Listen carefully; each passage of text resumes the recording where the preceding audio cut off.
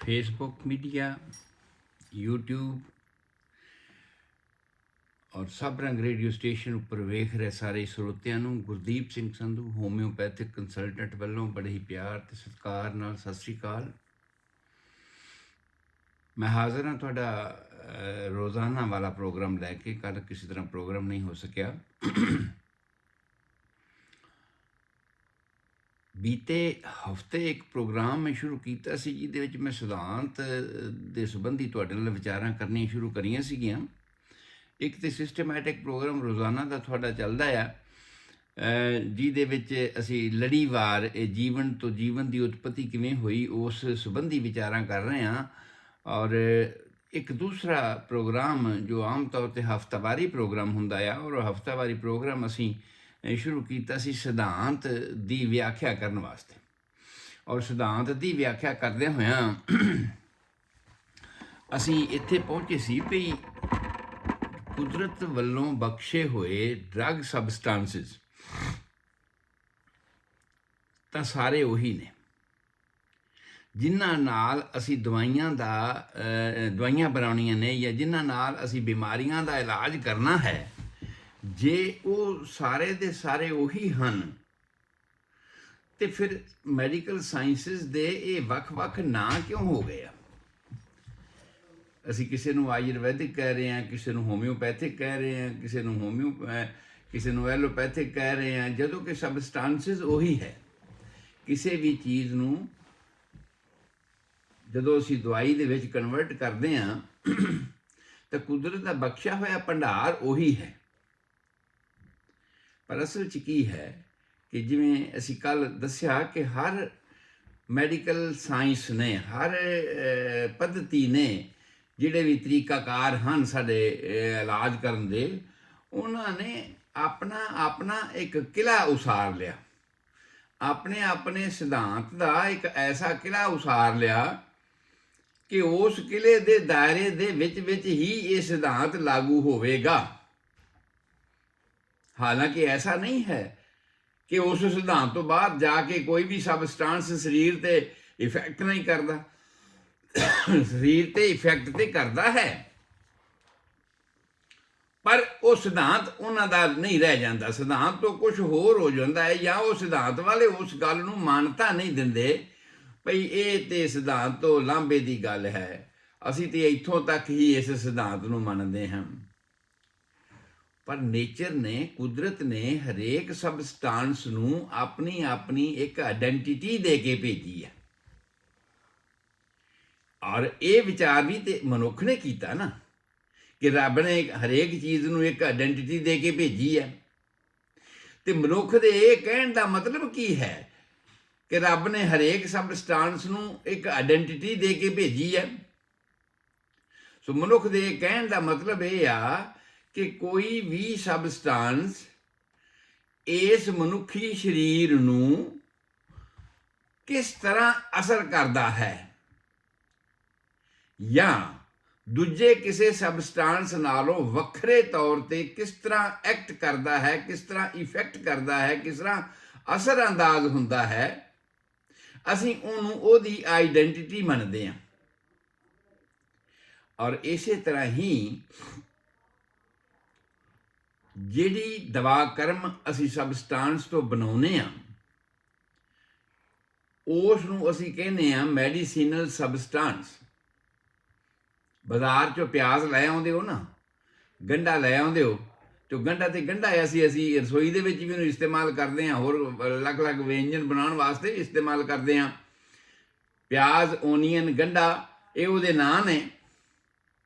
ਪਰ ਜਦੋਂ ਅਸੀਂ ਇਹਦੀ ਮੈਡੀਸਨ ਬਣਾਉਂਦੇ ਹਾਂ, ਅਸੀਂ ਇਹਨੂੰ ਫਾਰਮੇਸੀ ਵਿੱਚ ਰੱਖ ਦਿੰਦੇ ਹਾਂ ਬਈ ਇਹਦੇ ਤੋਂ ਦਵਾਈ ਬਣਾਵਾਂਗੇ, ਤਾਂ ਉਹਦਾ ਮਤਲਬ ਕੀ ਹੋ ਜਾਂਦਾ ਵੀ ਇਹ ਉਹੀ ਗੰਢਾ ਹੈ ਜਿਹੜਾ ਹੁਣ ਮੈਡੀਸੀਨਲ ਸਬਸਟੈਂਸ ਹੋ ਗਿਆ। ਫਰਕ ਨਹੀਂ ਹੈ, ਬਾਜ਼ਾਰ 'ਚੋਂ ਲੈ ਆਂਦੀ ਹੈ, ਲੂਣ ਹੈ ਬਾਜ਼ਾਰ 'ਚੋਂ ਲੈ ਆਂਦਾ ਹੈ, ਅਸੀਂ ਕਿਚਨ ਵਿੱਚ ਰੱਖ ਦਿੱਤਾ ਹੈ, ਅਤੇ ਉਹ ਇੱਕ ਆਮ ਸਧਾਰਨ ਸਬਸਟੈਂਸ ਹੈ ਜਿਹੜਾ ਅਸੀਂ ਆਮ ਇਸਤੇਮਾਲ ਕਰਦੇ ਹਾਂ। ਪਰ ਅਸੀਂ ਉਹਨੂੰ ਹੁਣ ਫਾਰਮੇਸੀ ਵਿੱਚ ਰੱਖ ਦਿੱਤਾ ਕਿ ਅਸੀਂ ਇਹਦੇ ਤੋਂ ਦਵਾਈ ਬਣਾਉਣੀ ਹੈ, ਤਾਂ ਉਹਦਾ ਕੀ ਨਾਂ ਹੋ ਗਿਆ? Medicinal substance. So medicinal substance ਤੋਂ ਜਦੋਂ ਇੱਕ ਦਵਾਈ ਬਣ ਕੇ ਤਿਆਰ ਹੋ ਜਾਂਦੀ ਹੈ, ਦਵਾਈ ਬਣ ਕੇ ਤਿਆਰ ਹੋ ਜਾਣ ਤੋਂ ਮੇਰਾ ਮਤਲਬ ਇਹ ਆ ਕਿ ਉਹ ਜਿਹੜੇ ਸਿਧਾਂਤਾਂ ਦੇ ਅਸੀਂ ਕਿਲੇ ਉਸਾਰੇ ਹੋਏ ਨੇ ਕਿ ਆਯੁਰਵੈਦਿਕ ਨੇ ਇਹਦੇ ਵਿੱਚੋਂ ਦਵਾਈ ਕਿਵੇਂ ਤਿਆਰ ਕਰਨੀ, ਇਹਦਾ ਕਾੜਾ ਬਣਾਉਣਾ ਹੈ, ਡਿਕੌਕਸ਼ਨਸ ਬਣਾਉਣਾ ਹੈ, ਜਾਂ ਯੂਨਾਨੀ ਵਾਲਿਆਂ ਨੇ ਇਸ ਨੂੰ ਸਾੜ ਕੇ ਇਹਦੀ ਭਸਮ ਬਣਾਉਣੀ ਹੈ, ਜਾਂ ਐਲੋਪੈਥਿਕ ਸਿਧਾਂਤ ਵਾਲਿਆਂ ਨੇ ਇਹਦੇ ਐਕਟਿਵ ਕੰਸਟੀਟਿਊਐਂਟਸ ਕੱਢ ਕੇ ਉਹਨਾਂ ਨੂੰ ਇਸਤੇਮਾਲ ਕਰਨਾ ਹੈ ਤੇ ਉਹੀ ਗੰਢਾ, ਹੈ ਤੇ ਉਹੀ ਲੂਣ, ਹੈ ਤੇ ਉਹੀ ਮਿਰਚਾਂ। ਪਰ ਜਦੋਂ ਉਹਨਾਂ ਦੇ ਅਲੱਗ-ਅਲੱਗ ਰੂਪ ਨੂੰ ਦਵਾਈ ਕਰਮ ਬਣਾਉਣ ਦੇ ਤੌਰ ਤੇ ਇਸਤੇਮਾਲ ਕੀਤਾ ਜਾਂਦਾ ਹੈ ਤੇ ਉਹਦਾ ਨਾਂ ਹੋ ਜਾਂਦਾ ਹੈ ਮੈਡੀਸਿਨ। ਤੇ ਹੁਣ ਉਸ ਮੈਡੀਸਿਨ ਨੂੰ ਅਸੀਂ ਕਿਵੇਂ ਪ੍ਰੂਵ ਕਰਦੇ ਹਾਂ ਵੀ ਇਹ ਇੱਕ ਮੈਡੀਸਿਨ ਹੈ? ਜਦੋਂ ਅਸੀਂ ਕਿਸੇ ਤੰਦਰੁਸਤ ਸਰੀਰ ਨੂੰ ਉਹੀ ਚੀਜ਼ ਦਿੰਨੇ ਆ ਕਿਸੇ ਵੀ ਰੂਪ ਦੇ ਵਿੱਚ, ਇਹ ਨੇਚਰ ਦਾ ਪ੍ਰੋਸੈਸ ਹੈ, ਕਿਸੇ ਵੀ ਰੂਪ ਦੇ ਵਿੱਚ, ਅੱਜ ਜਿਹਦੇ ਤੋਂ ਅਸੀਂ ਦਵਾਈ ਬਣਾਈ ਹੈ ਕੱਲ ਉਹ ਮੈਡੀਸਿਨਲ ਸਬਸਟੈਂਸ ਸੀ, ਉਸ ਤੋਂ ਪਹਿਲੇ ਦਿਨ ਅਸੀਂ ਉਹਨੂੰ ਮਾਰਕੀਟ 'ਚੋਂ ਲੈ ਕੇ ਆਏ ਸਾਂ ਸਧਾਰਨ ਸਬਸਟੈਂਸ ਦੇ ਤੌਰ ਤੇ, ਸਧਾਰਨ ਘਰੇਲੂ ਵਿਅੰਜਨ ਦੇ ਤੌਰ ਤੇ ਉਸ ਦੀ ਮੈਡੀਸਿਨ ਤਿਆਰ ਕੀਤੀ, ਇਸ ਬੇਸ ਤੇ ਤਿਆਰ ਕੀਤੀ ਕਿ ਇਹ ਸਰੀਰ ਨੂੰ ਜਦੋਂ ਗੰਢਾ ਸੀ ਉਦੋਂ ਕਿਵੇਂ ਅਸਰ ਕਰਦਾ ਸੀ, ਜਿਵੇਂ ਹੁਣ ਦਵਾਈ ਬਣ ਗਈ ਹੁਣ ਵੀ ਉਹਨੇ ਉਸੇ ਤਰ੍ਹਾਂ ਹੀ ਅਸਰ ਕਰਨਾ ਆ, ਪਰ ਬਣਾਉਣ ਦਾ ਤਰੀਕਾ ਵੱਖਰਾ ਵੱਖਰਾ ਹੋ ਗਿਆ। ਆਯੁਰਵੈਦਿਕ ਨੇ ਉਹਦਾ ਡਿਕੌਕਸ਼ਨ ਬਣਾ ਲਿਆ, ਯੂਨਾਨੀ ਵਾਲਿਆਂ ਨੇ ਉਹਦੀ ਭਸਮ ਤਿਆਰ ਕਰ ਲਈ, ਐਲੋਪੈਥਿਕ ਸਟਾਈਲ ਵਾਲਿਆਂ ਨੇ ਉਹਦੇ ਐਕਟਿਵ ਕੰਸਟੀਟਿਊਐਂਟਸ ਕੱਢ ਲਏ ਤੇ ਉਹਨਾਂ ਨੂੰ ਇਸਤੇਮਾਲ ਕਰਨਾ ਸ਼ੁਰੂ ਕਰ ਦਿੱਤਾ। ਹੋਮਿਓਪੈਥਿਕ ਨੇ ਉਹਦੇ ਤੋਂ ਵੀ ਉੱਪਰ ਅੱਗੇ ਲੰਘ ਕੇ ਉਹਨਾਂ ਐਕਟਿਵ ਕੰਸਟੀਟਿਊਐਂਟਸ ਨੂੰ ਉਹਦੀ ਘੱਟੋ ਘੱਟ ਮਾਤਰਾ ਦੇ ਵਿੱਚ ਇਸਤੇਮਾਲ ਕਰਨਾ ਸ਼ੁਰੂ ਕਰ ਦਿੱਤਾ ਕਿ ਜੇ ਕੋਈ ਗੁੜ ਦਿੱਤਿਆਂ ਮਰ ਸਕਦਾ ਹੈ ਤੇ ਜ਼ਹਿਰ ਦੇਣ ਦੀ ਕੀ ਲੋੜ ਆ? ਜੇ ਇਹਦੇ ਇਫੈਕਟ ਥੋੜੀ ਮਾਤਰਾ ਵਿੱਚ ਦਿੱਤਿਆਂ ਵੀ ਹੋ ਸਕਦੇ ਨੇ ਤੇ ਫਿਰ ਏਡੀ ਵੱਡੀ ਮਾਤਰਾ ਦੇਣ ਦੀ ਕੀ ਲੋੜ ਆ? ਜੇ ਅਸੀਂ ਸਰੀਰ ਨੂੰ ਨਹੀਂ, ਸਰੀਰ ਤੋਂ ਉੱਪਰ ਕਿਸੇ ਹਾਇਰ ਸੈਂਟਰ ਨੂੰ ਇਫੈਕਟ ਕਰਨਾ ਆ ਜਿਹਦੇ ਕੰਟਰੋਲ ਵਿੱਚ ਸਰੀਰ ਹੈ, ਤੇ ਫਿਰ ਸਾਨੂੰ ਇਹ ਮਟੀਰੀਅਲ ਡੋਜ਼ ਦੀ ਲੋੜ ਨਹੀਂ ਹੈ। ਤਾਂ ਉਹਦਾ ਮਤਲਬ ਕੀ ਹੋਇਆ ਕਿ ਹੋਮਿਓਪੈਥਿਕ ਨੇ ਇੱਕ ਆਪਣਾ ਘੇਰਾ ਬਣਾ ਲਿਆ, ਇੱਕ ਆਪਣਾ ਕਿਲਾ ਬਣਾ ਲਿਆ। ਸੋ ਮੈਂ ਇਹ ਸਾਬਤ ਕਰਨਾ ਚਾਹੁੰਦਾ, ਤੁਹਾਨੂੰ ਇਹ ਸਮਝਾਉਣਾ ਚਾਹੁੰਦਾ ਕਿ ਸਾਰੀਆਂ ਹੀ ਮੈਡੀਕਲ ਸਾਇੰਸਾਂ ਨੇ ਆਪਣੇ ਆਪਣੇ ਸਿਧਾਂਤ ਬਣਾ ਲਏ ਤੇ ਉਹਨਾਂ ਸਿਧਾਂਤਾਂ ਦੇ ਮੁਤਾਬਕ ਜਿਹੜਾ ਅਸੀਂ ਡਰੱਗ ਸਬਸਟੈਂਸ ਨੂੰ ਕੁਦਰਤ ਵੱਲੋਂ ਬਖਸ਼ੇ ਹੋਏ ਕਿਸੇ ਵੀ ਤੱਤ ਨੂੰ ਇਸਤੇਮਾਲ ਕਰਦੇ ਹਾਂ ਤੇ ਅਸੀਂ ਕਹਿੰਦੇ ਹਾਂ ਜੀ ਇਹ ਆਯੁਰਵੈਦਿਕ ਹੋ ਗਿਆ, ਜਾਂ ਇਹ ਯੂਨਾਨੀ ਹੋ ਗਿਆ, ਜਾਂ ਇਹ ਐਲੋਪੈਥਿਕ ਹੋ ਗਿਆ, ਜਾਂ ਹੋਮਿਓਪੈਥਿਕ ਹੋ ਰਿਹਾ, ਸਬਸਟੈਂਸ ਉਹੀ ਹੈ। ਮੈਂ ਇੱਕ ਹੋਰ ਐਗਜ਼ਾਮਪਲ ਦਿਆਂ ਜਿਹੜੀ ਕਿ ਆਮ ਪ੍ਰੀਵੈਲੈਂਟ ਐਗਜ਼ਾਮਪਲ ਹੈ, ਜਿਹੜੇ ਆਮ ਸਾਰੇ ਜਾਣਦੇ ਆ। ਅਫੀਮ ਪੋਸਟ ਸਾਰੇ ਜਾਣਦੇ ਆ। ਜੇ ਉਹਦੀ ਸਟੀਮ ਦੇ ਦਿੱਤੀ, ਜੇ ਉਹਦੀ ਭਸਮ ਬਣਾ ਲਈ ਤੇ ਯੂਨਾਨੀ ਦੇ ਵਿੱਚ ਆ ਗਿਆ ਕਿ ਵੀ ਯੂਨਾਨੀ ਸਿਸਟਮ ਆਫ ਟ੍ਰੀਟਮੈਂਟ ਹੈ, ਕਿਸੇ ਵੀ ਚੀਜ਼ ਦੀ ਉਹਨੂੰ ਧੂਏ ਦੇ ਉੱਪਰ ਸਾੜ ਕੇ ਉਹਦਾ ਭਸਮ ਦੇਣੀ ਸ਼ੁਰੂ ਕਰ ਦਿਓ। ਈਵਨ ਪਹਿਲੇ ਪੁਰਾਣੇ ਜ਼ਮਾਨਿਆਂ ਦੇ ਵਿੱਚ ਤੰਬਾਕੂ ਦੇ ਪੱਤੇ ਧੂਏ ਦੇ ਉੱਪਰ ਰੱਖ ਕੇ ਜੇ ਕਿਸੇ ਨੂੰ ਦਮਾ ਹੁੰਦਾ ਸੀ ਤੇ ਉਸ ਨੂੰ ਉਹਦਾ ਧੂਆਂ ਦਿੱਤਾ ਜਾਂਦਾ ਸੀ ਤੇ ਉਹਦੇ ਨਾਲ ਉਹਦਾ ਦਮਾ ਠੀਕ ਹੁੰਦਾ ਸੀਗਾ। ਤੰਬਾਕੂ ਦੇ ਬਾਰੇ, ਜਿਹਨੂੰ ਕਿ ਤੰਬਾਕੂ ਸਾਡੇ ਸਿੱਖਾਂ ਵਾਸਤੇ ਵਰਜਿਤ ਹੈ, ਅਸੀਂ ਹੱਥ ਨਹੀਂ ਲਾਉਂਦੇ, ਉਸ ਨੂੰ ਇਸਤੇਮਾਲ ਨਹੀਂ ਕਰਦੇ, ਪਰ ਉਹਦੇ ਮੈਡੀਸਿਨਲ ਇਫੈਕਟ ਇਹ ਹਨ ਜਿਹੜੇ ਮੈਡੀਕਲ ਸਾਇੰਸ ਨੇ ਹੁਣ ਤੱਕ ਉਹ ਸਾਬਤ ਕਰ ਦਿੱਤੇ ਨੇ। ਤਾਂ ਮੇਰੇ ਕਹਿਣ ਤੋਂ ਭਾਵ ਇਹ ਆ ਭਈ ਜੇ ਅਸੀਂ ਉਸ ਅਫੀਮ ਨੂੰ ਯੂਨਾਨੀ ਤਰੀਕੇ ਦੇ ਮੁਤਾਬਕ ਵਰਤਣਾ ਹੈ ਤੇ ਉਹਦੀ ਸਟੀਮ ਵੀ ਲਈ ਜਾ ਸਕਦੀ, ਉਹਦੀ ਭਸਮ ਵੀ ਬਣਾਈ ਜਾ ਸਕਦੀ ਹੈ। ਜੇ ਉਸ ਚੀਜ਼ ਨੂੰ ਅਸੀਂ ਆਯੁਰਵੈਦਿਕ ਤਰੀਕੇ ਦੇ ਮੁਤਾਬਕ ਵਰਤਣਾ ਹੈ ਤੇ ਫਿਰ ਅਸੀਂ ਉਹਦਾ ਕਾੜਾ ਵੀ ਬਣਾ ਸਕਦੇ ਹਾਂ, ਔਰ ਕਾੜੇ ਨੂੰ ਹੋਰ ਡਰਾਈ ਕਰਕੇ ਉਹਦੀਆਂ ਗੋਲੀਆਂ ਵੀ ਬਣਾ ਸਕਦੇ ਹਾਂ। ਔਰ ਜੇ ਅਸੀਂ ਉਸੇ ਹੀ ਅਫੀਮ ਨੂੰ ਐਲੋਪੈਥਿਕ ਸਟਾਈਲ ਦੇ ਮੁਤਾਬਕ ਇਸਤੇਮਾਲ ਕਰਨਾ ਚਾਹੁੰਦੇ ਹਾਂ ਤੇ ਅਸੀਂ ਉਹਦੇ ਵਿੱਚੋਂ ਐਕਟਿਵ ਕੰਸਟੀਟਿਊਐਂਟਸ ਜਿਹੜੇ ਨੇ, ਮਾਰਫੀਨ ਹੈ, ਪੈਥੇਡੀਨ ਹੈ, ਇਹ ਸਭ ਕੱਢ ਸਕਦੇ ਹਾਂ। ਤਾਂ ਅੱਜ ਕੱਲ੍ਹ ਮਾਰਫੀਨ ਪੈਥੇਡੀਨ ਕੀ ਹੋਈ? ਅਫੀਮ ਹੀ ਹੋਈ ਨਾ। ਮਾਰਫੀਨ ਪੈਥੇਡੀਨ ਕੀ ਹੋਈ? ਪੋਸਟ ਹੀ ਹੋਇਆ ਨਾ। ਤੇ ਜਿਹੜੇ ਪੋਸਟ ਦੇ ਗੁਣ ਹਨ, ਜਿਹੜੇ ਕੁਦਰਤ ਨੇ ਉਹਨੂੰ ਦੇ ਕੇ ਭੇਜੇ ਨੇ, ਉਹਦੇ ਕਿਸੇ ਵੀ ਰੂਪ ਦੇ ਵਿੱਚ ਜਦੋਂ ਉਹ ਸਰੀਰ ਤੇ ਇਫੈਕਟ ਕਰੇਗਾ, ਉਹੀ ਕੁਛ ਹੀ ਕਰੇਗਾ ਜੋ ਕਿਸੇ ਵੱਖਰੇ ਰੂਪ ਵਿੱਚ ਕਰੇਗਾ। ਭਾਵ ਪੋਸਟ ਪੀਓਗੇ ਤੇ ਜਿਹੜੇ ਮੈਡੀਸਿਨਲ ਇਫੈਕਟ ਜਾਂ ਜਿਹੜੇ ਸਰੀਰ ਦੇ ਉੱਪਰ ਅਸਰ ਹੋਣੇ ਨੇ, ਉਹ ਉਹੀ ਹੋਣਗੇ ਜਿਹੜੇ ਮਾਰਫੀਨ ਜਾਂ ਪੈਥੇਡੀਨ ਦਾ ਟੀਕਾ ਦੇਣ ਤੋਂ ਬਾਅਦ ਹੋਣਗੇ। ਸੋ ਇਹ ਇੱਕ ਵੱਖਰੀ ਆਇਡੈਂਟੀਟੀ ਹੋ ਗਈ ਕਿਸੇ ਵੀ ਸਬਸਟੈਂਸ ਦੀ, ਜਿਹਦੇ ਤੋਂ ਅਸੀਂ ਦਵਾਈ ਬਣਾਉਣੇ ਆ। ਇਹ ਉਹਦੀ ਇੱਕ ਵੱਖਰੀ ਆਇਡੈਂਟੀਟੀ ਹੋ ਗਈ ਕਿ ਇਹ ਇਸ ਚੀਜ਼ ਦੀ ਆਇਡੈਂਟੀਟੀ ਹੈ। ਭਾਵ ਉਹਨੂੰ ਅਸੀਂ ਇਸ ਦਵਾਈ ਨੂੰ ਇਸ ਗਰੁੱਪ ਦੇ ਵਿੱਚ ਰੱਖਦੇ ਹਾਂ, ਇਹਦੀ ਆਇਡੈਂਟੀਟੀ ਤੇ ਰੱਖਦੇ ਹਾਂ ਵੀ ਇਹਦੇ ਇਹ ਅਸਰ ਹੈਗੇ ਨੇ। ਜਿਵੇਂ ਫਰਕੜੀ ਹੈ ਨਾ, ਚਿੱਟੀ ਹੈ, ਲੂਣ ਹੈ ਨਾ, ਚਿੱਟਾ ਹੈ, ਸੁਹਾਗਾ ਹੈ ਨਾ, ਚਿੱਟਾ ਹੈ, ਖੰਡ ਹੈ ਨਾ, ਚਿੱਟੀ ਹੈ। ਤੇ ਜੇ ਸਾਰੇ ਪੀ ਕੇ ਰੱਖੇ ਹੋਣ, ਪੰਜਾਬੀ ਚ ਅਖਾਣ ਹੈਗਾ ਵੀ ਪੀਠਾ ਦਾਰੂ ਤੇ ਮੁੰਨਿਆ ਜੋਗੀ, ਉਹਦਾ ਕੋਈ ਪਤਾ ਨਹੀਂ ਲੱਗਦਾ ਵੀ ਉਹ ਕੀ ਹੈ। ਜੇ ਤਿਲਕ ਲਾਇਆ ਤੇ ਉਹ ਹਿੰਦੂ ਹੋ ਜਾਂਦਾ, ਜੂੜਾ ਕੀਤਾ ਹੈ, ਪੱਗ ਬੰਨੀ, ਦਸਤਾਰ ਸਜਾਈ ਹੈ ਤੇ ਉਹ ਸਿੱਖ ਹੋ ਜਾਂਦਾ ਹੈ। ਇਸੇ ਤਰ੍ਹਾਂ ਜਨੇਊ ਪਾਇਆ। ਭਾਵ ਕਹਿਣ ਨੂੰ ਮੇਰੇ ਇਹ ਆ ਭਈ ਜੇ ਅਸੀਂ ਅਲੱਗ-ਅਲੱਗ ਰੂਪ ਬਣਾ ਲੈਂਦੇ ਹਾਂ ਤੇ ਫੇਰ ਤੇ ਅਸੀਂ ਵੱਖਰੇ ਵੱਖਰੇ ਹਾਂ, ਪਰ ਜੇ ਅਸੀਂ ਇੱਕੋ ਰੂਪ ਵਿੱਚ ਆ ਗਏ ਹਾਂ ਤੇ ਫਿਰ ਉਹਦਾ ਕੋਈ ਪਤਾ ਨਹੀਂ ਲੱਗਦਾ। ਤੇ ਜੇ ਪਤਾ ਫਿਰ ਲਾਉਣਾ ਹੋਵੇ ਤਾਂ, ਕਿਉਂਕਿ ਮੈਡੀਕਲ ਸਾਇੰਸ ਤਾਂ ਟੈਕਨੀਕਲ ਟ੍ਰੇਡ ਹੈ ਨਾ, ਇਹ ਤਾਂ ਸਿਧਾਂਤ ਨੂੰ ਮੰਨਦਾ ਆ। ਤੇ ਸਿਧਾਂਤ ਉਹ ਹੈ ਜਿਹੜਾ ਤਰਕ ਸੰਗਤ ਹੋਵੇ, ਜਿਹੜਾ ਵੈਰੀਫਾਈ ਕੀਤਾ ਜਾ ਸਕਦਾ ਹੋਵੇ। ਜਿਹੜਾ ਮੈਂ ਵੈਰੀਫਾਈ ਕਰਾਂ ਤੇ ਉਹਦਾ ਉਹੀ ਰਿਜ਼ਲਟ ਹੋਵੇ, ਜਿਹੜਾ ਕੋਈ ਦੂਸਰਾ ਵੈਰੀਫਾਈ ਕਰੇ ਤੇ ਉਹਦਾ ਵੀ ਉਹੀ ਰਿਜ਼ਲਟ ਹੋਵੇ, ਸਾਰਿਆਂ ਦਾ ਇੱਕ ਹੀ ਰਿਜ਼ਲਟ ਹੋਵੇ, ਤੇ ਫਿਰ ਅਸੀਂ ਉਹਨੂੰ ਕਹਾਂਗੇ ਵੀ ਇਹ ਤਰਕ ਸੰਗਤ ਗੱਲ ਹੈ, ਇਹ ਸਹੀ ਗੱਲ ਹੈ। ਸੋ ਬਹੁਤ ਸਾਰੀਆਂ ਗੱਲਾਂ ਦੇ, ਬਹੁਤ ਸਾਰੀਆਂ ਚੀਜ਼ਾਂ ਸਾਡੇ ਸਰੀਰ ਨੂੰ ਇਫੈਕਟ ਕਰਦੀਆਂ ਨੇ ਸਿਮਿਲਰ ਟਾਈਪ ਤੇ, ਇੱਕੋ ਜਿਹੇ ਤਰੀਕੇ ਦੇ ਨਾਲ ਹੀ। ਨਸ਼ਾ ਸੁੱਖੇ ਦਾ ਵੀ ਹੁੰਦਾ ਨਾ, ਨਸ਼ਾ ਅਫੀਮ ਦਾ ਵੀ ਹੁੰਦਾ ਹੈਗਾ, ਤੇ ਨਸ਼ੇ ਹੋਰ ਵੀ ਬਹੁਤ ਤਰ੍ਹਾਂ ਦੇ ਬਣੇ ਨੇ ਜਿਹੜੇ ਆਮ ਲੋਕ ਖਾਂਦੇ ਪੀਂਦੇ ਨੇ। ਨਸ਼ਾ ਮੀਨਸ ਨਸ਼ਾ।